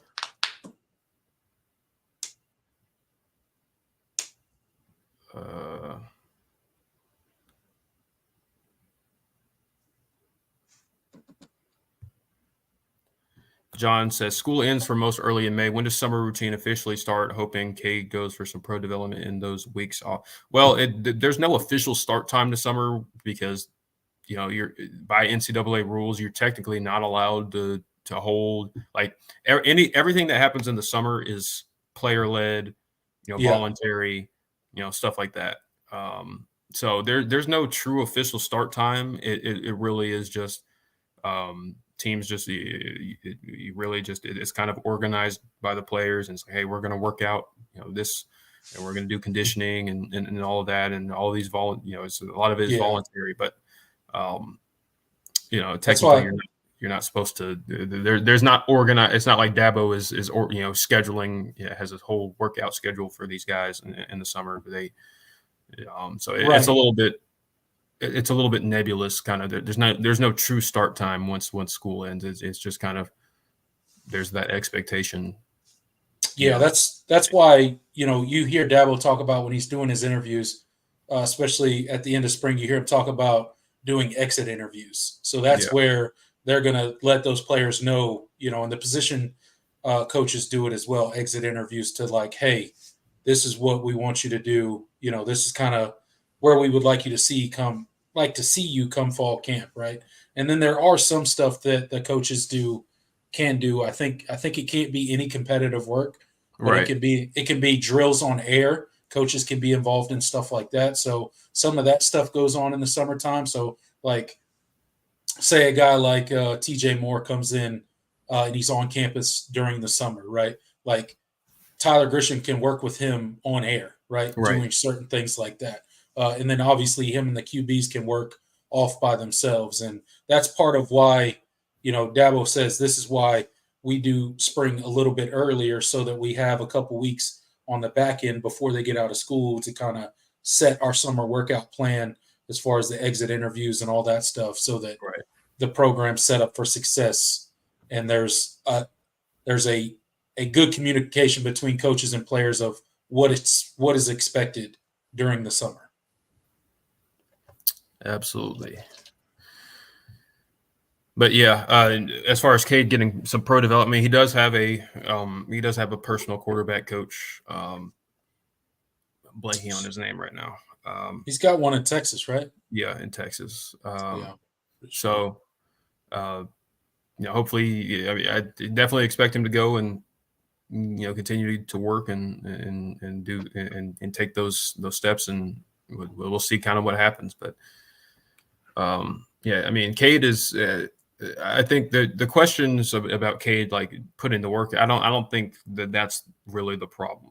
So I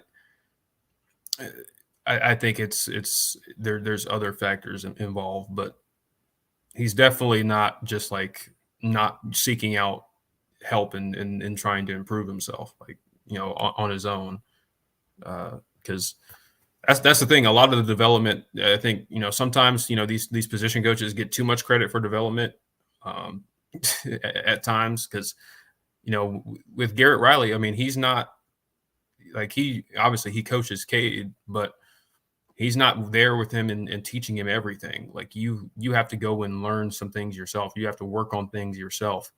You have to seek out outside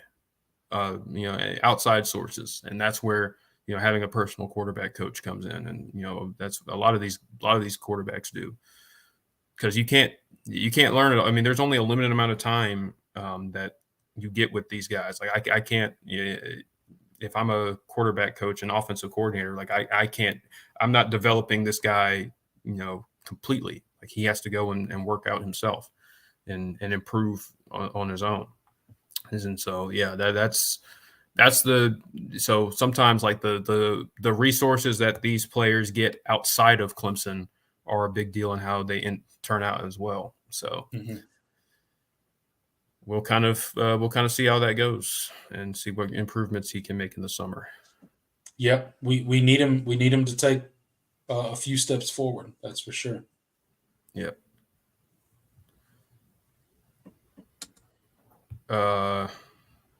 Jay said, "Do you think Dabo held out of playing most of the stars in the spring game in hopes of not showing other teams any tape?" That's something that gets brought up a lot. That's not really something that coaches really concern themselves with. I think it was more of a, we don't want any guys to get, like, we've had some pretty unfortunate incidents in past spring games, and so it was kind of a thing where it's like, we want to, not only do we not want these guys to get hurt, but let's give the young guys and the walk-ons an opportunity to play. And it was kind of, and I don't know what, how much of the decision for a lot of those guys to sit out was more of a player-led thing, or it was something Dabo wanted to happen.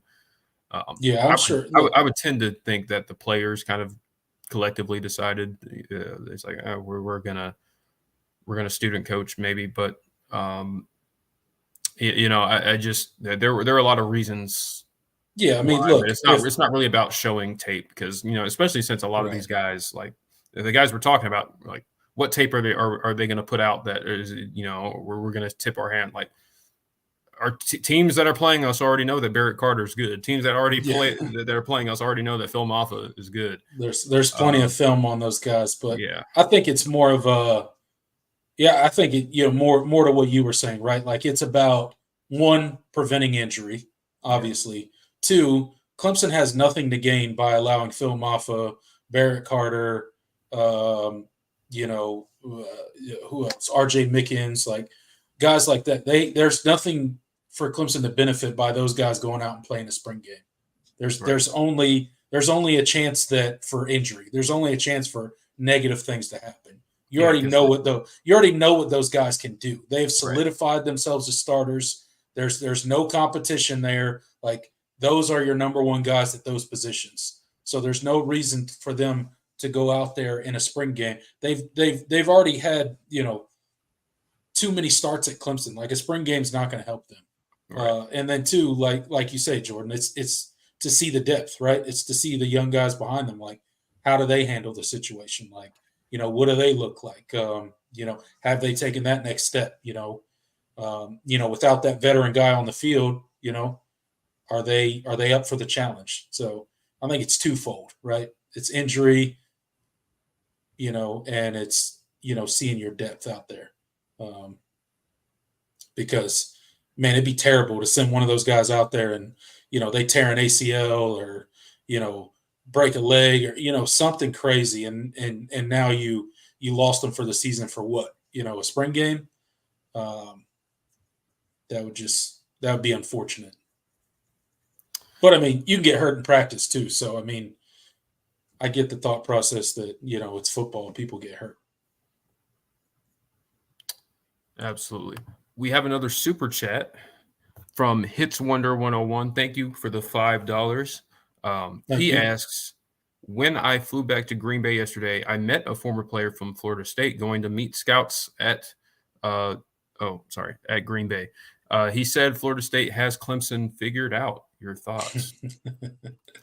I mean, figured out is it's an interesting way to put it. I mean, I don't have many thoughts. I mean, Florida State obviously has a reason to feel confident. They beat Clemson on their home field last year. Yep. Obviously, some things go differently, and maybe you hit a chip shot field goal. Maybe we're having a different conversation, but they have reason to be confident. They went 13-1. They won the ACC championship. There's a lot of sentiment that they've returned as the top dog in the conference. Mm-hmm. I think that's just I think that's more confidence. Like, I don't think it's like we know what they're going to do and we know what they're going to be like. So I mean, I don't have many thoughts about it. They're a confident bunch. Like, they have a reason to. I mean, if we were in their position, we would be like, oh man, Clemson's done, and where we've gotten our rightful place back on the mountaintop. Right. Yeah. And so I get it, but it doesn't really mean much to me as far as what that means for the matchup this year, because I don't think Florida State's not the same as last year, and Clemson's not the same as last year. Right. For better or for worse, we'll see. I mean, there's a lot to be said there. Like, I mean, these are two completely different teams that'll play in 2024 than played in 2023. I mean, right. Do they have Clemson figured out? I mean, if you're talking, they got Clemson figured out from, they have a good understanding of what Clemson likes to do. Yeah, probably. But Clemson probably also has a good idea of what Florida State likes to do. It's like these coaching staffs, I mean, figured out from that standpoint, all these coaching staffs have everybody figured out. Especially when I think they've played each. I mean, especially these particular. I mean, Dabo and Mike Norvell have played each other 1, 2, 3 times now. I mean, so it's like, I mean, from a familiarity standpoint, you got them figured out. Like, Clemson knows what Florida State likes to do on offense. They know what they like to do on defense, right? They know their tendencies, just like Florida State knows Clemson's tendencies. But I mean, outside of just knowing that, it doesn't really mean anything. One, it's personnel driven. What does your team look like? What's your personnel look like? And can you stop it actually on the field? Knowing somebody's tendencies and being able to stop it are two totally different things, right? Like, everybody knew in the NFL, the tush push, right? Everybody knew the Eagles were running it, but wasn't nobody stopping it, right? Like, you can know tendencies, but it doesn't mean you can stop it. So figured out from that standpoint, I'm sure. I mean, both of these programs are really familiar with each other. Both coaching staffs have faced each other, 3 times now. So, they got some familiarity from, schematically what each team likes to do. But, on the field is a different story.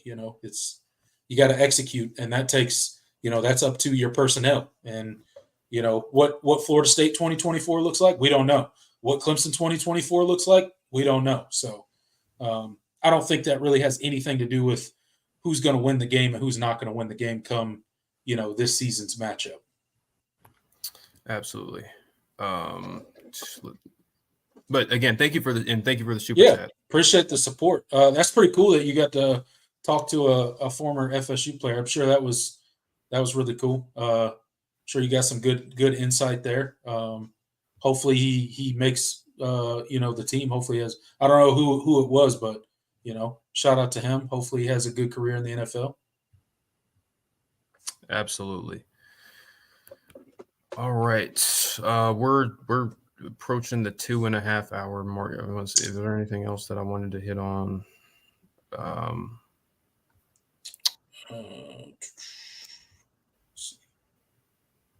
David asked, is Moore coming in a little early? Yeah, he is. I believe he's going to be on campus this month or next month, sooner than he expected. So I think this month. Yeah, he's going to be here. So he's going to be. I'm really excited to have him on campus, and it's good to get him kind of acclimated early. Yeah, it's going to be good, and he needs to get on campus early and start throwing with the quarterbacks and get some timing, and because we think that he could be a huge contributor to this offense this year. Obviously, me and Jordan both have been really, really high on TJ Moore. So the earlier he can get on campus and start working with the strength and conditioning coaches and start working, with Cade and the other quarterbacks throwing, the better off it'll be. The easier the transition will be come fall camp. Absolutely. All right.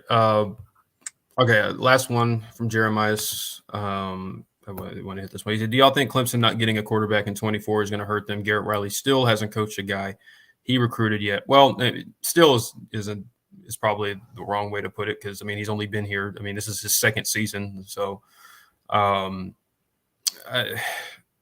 to answer your question, it might, to be frank with you, it very well might. It was and I know the staff was not happy that they didn't land a quarterback in this past cycle. So it just, I don't know. It might. Maybe it forces your hand to go into the portal and aggressively pursue a quarterback, and maybe that means you take somebody that it may not be as experienced but you need somebody in the room with some potential and some eligibility to work with. I don't know. I could see a scenario where that happens if things don't work out as planned this year. If Cade doesn't look right and Chris Vizina doesn't take that next step, you're kind of in a tough spot. And we tried, but we missed out on every quarterback we offered for the 2024 class, and then obviously Clemson kind of transitioned and went after Blake Hebert pretty hard and promised him like, hey, if you commit, we're not going to pursue a 2024 quarterback. And that's kind of how that ended up. But it definitely puts a lot of pressure on him coming in. Yeah. It's less than ideal. Because you're going to need him to be, he's going to have to come in pretty ready to contribute. So absolutely. I don't know. Like I said, we're not in the greatest situation in our quarterback room right now to begin with. So, there are definitely questions now, and there are questions in the future for the quarterback position for sure. But hopefully we get them worked out. Absolutely. Oh, okay. Well, we have one more super chat. This will be the last thing we hit before we get on out of here. IDK James with the $5. Good to see you, man. It's been a minute. He says, just hoping for at least 10 wins. UJ win would be a reach, I think, but we'll see. We need to use portal. What about Manning? LOL.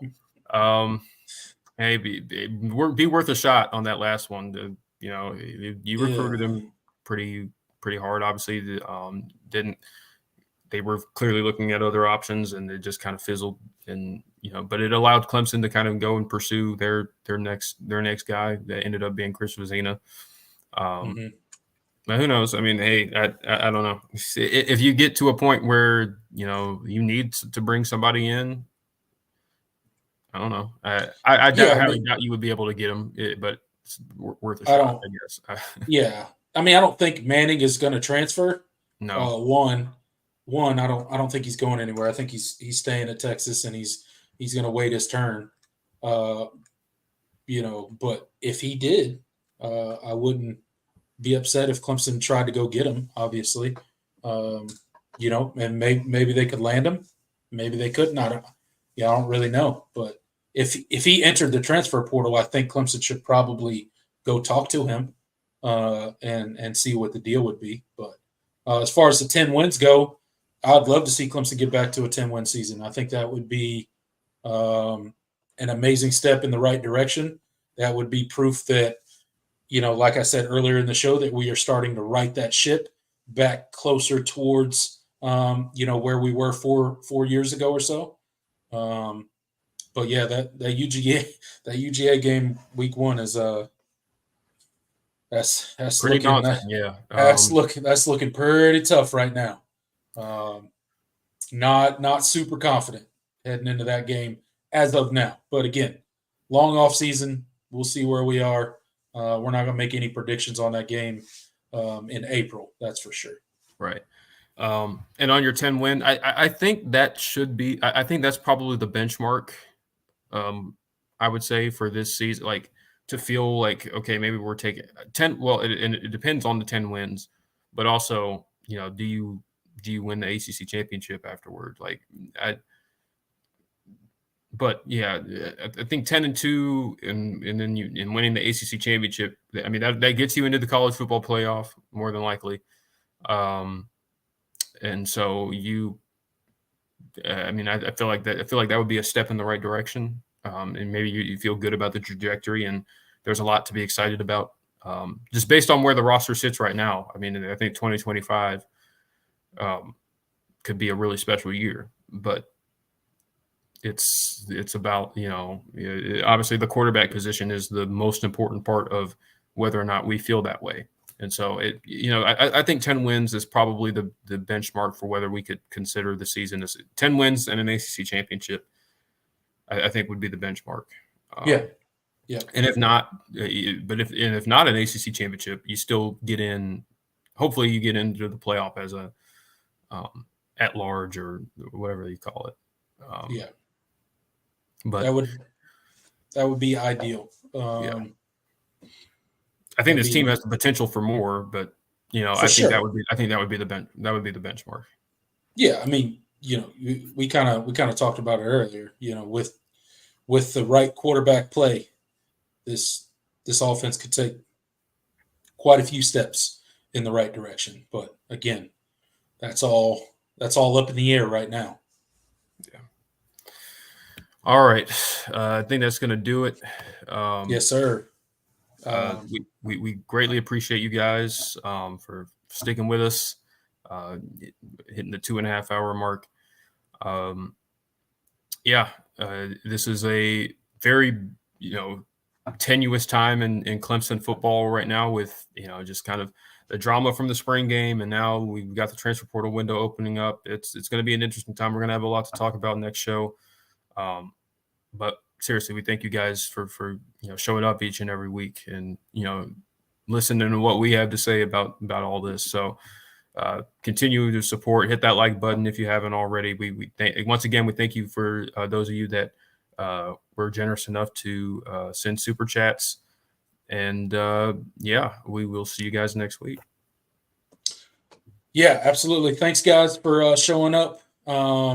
Again, every single time we do a show, you guys are always gracious enough to show up and hang out with us, and that is greatly appreciated. Shout out to those of you that gave a super chat tonight. Thank you guys so much for supporting what me and Jordan do here at Clemson Football, at the Voice of College Football, and the All In Show. Chris Stevens with the $50 super chat. Thank you so much, sir. Appreciate your support. Hit Wonder 101 with the $5 super chat. Thank you so much, sir. Appreciate your support. IDK James coming through with a $5 super chat. Always out here sending us super chats. So thank you so much, IDK James, for another super chat from you. Thank everybody for their comments in the live chat. Me and Jordan will post the timestamps in the description of this video. So if you guys missed a topic that we talked about tonight, just check back in the description of this video about 10, 15 minutes after the video ends, and those timestamps will be there for you to navigate through this 2.5-hour live show. But until next time, guys, be here next Thursday, 8 p.m. I'm sure we'll have portal stuff to talk about. I'm sure we'll have recruiting stuff to talk about. There will not be a shortage of things to talk about, I guarantee you. But until then, I'm Tiger Paul Craven. He's Jordan Bowman. Go Tigers. Later, y'all.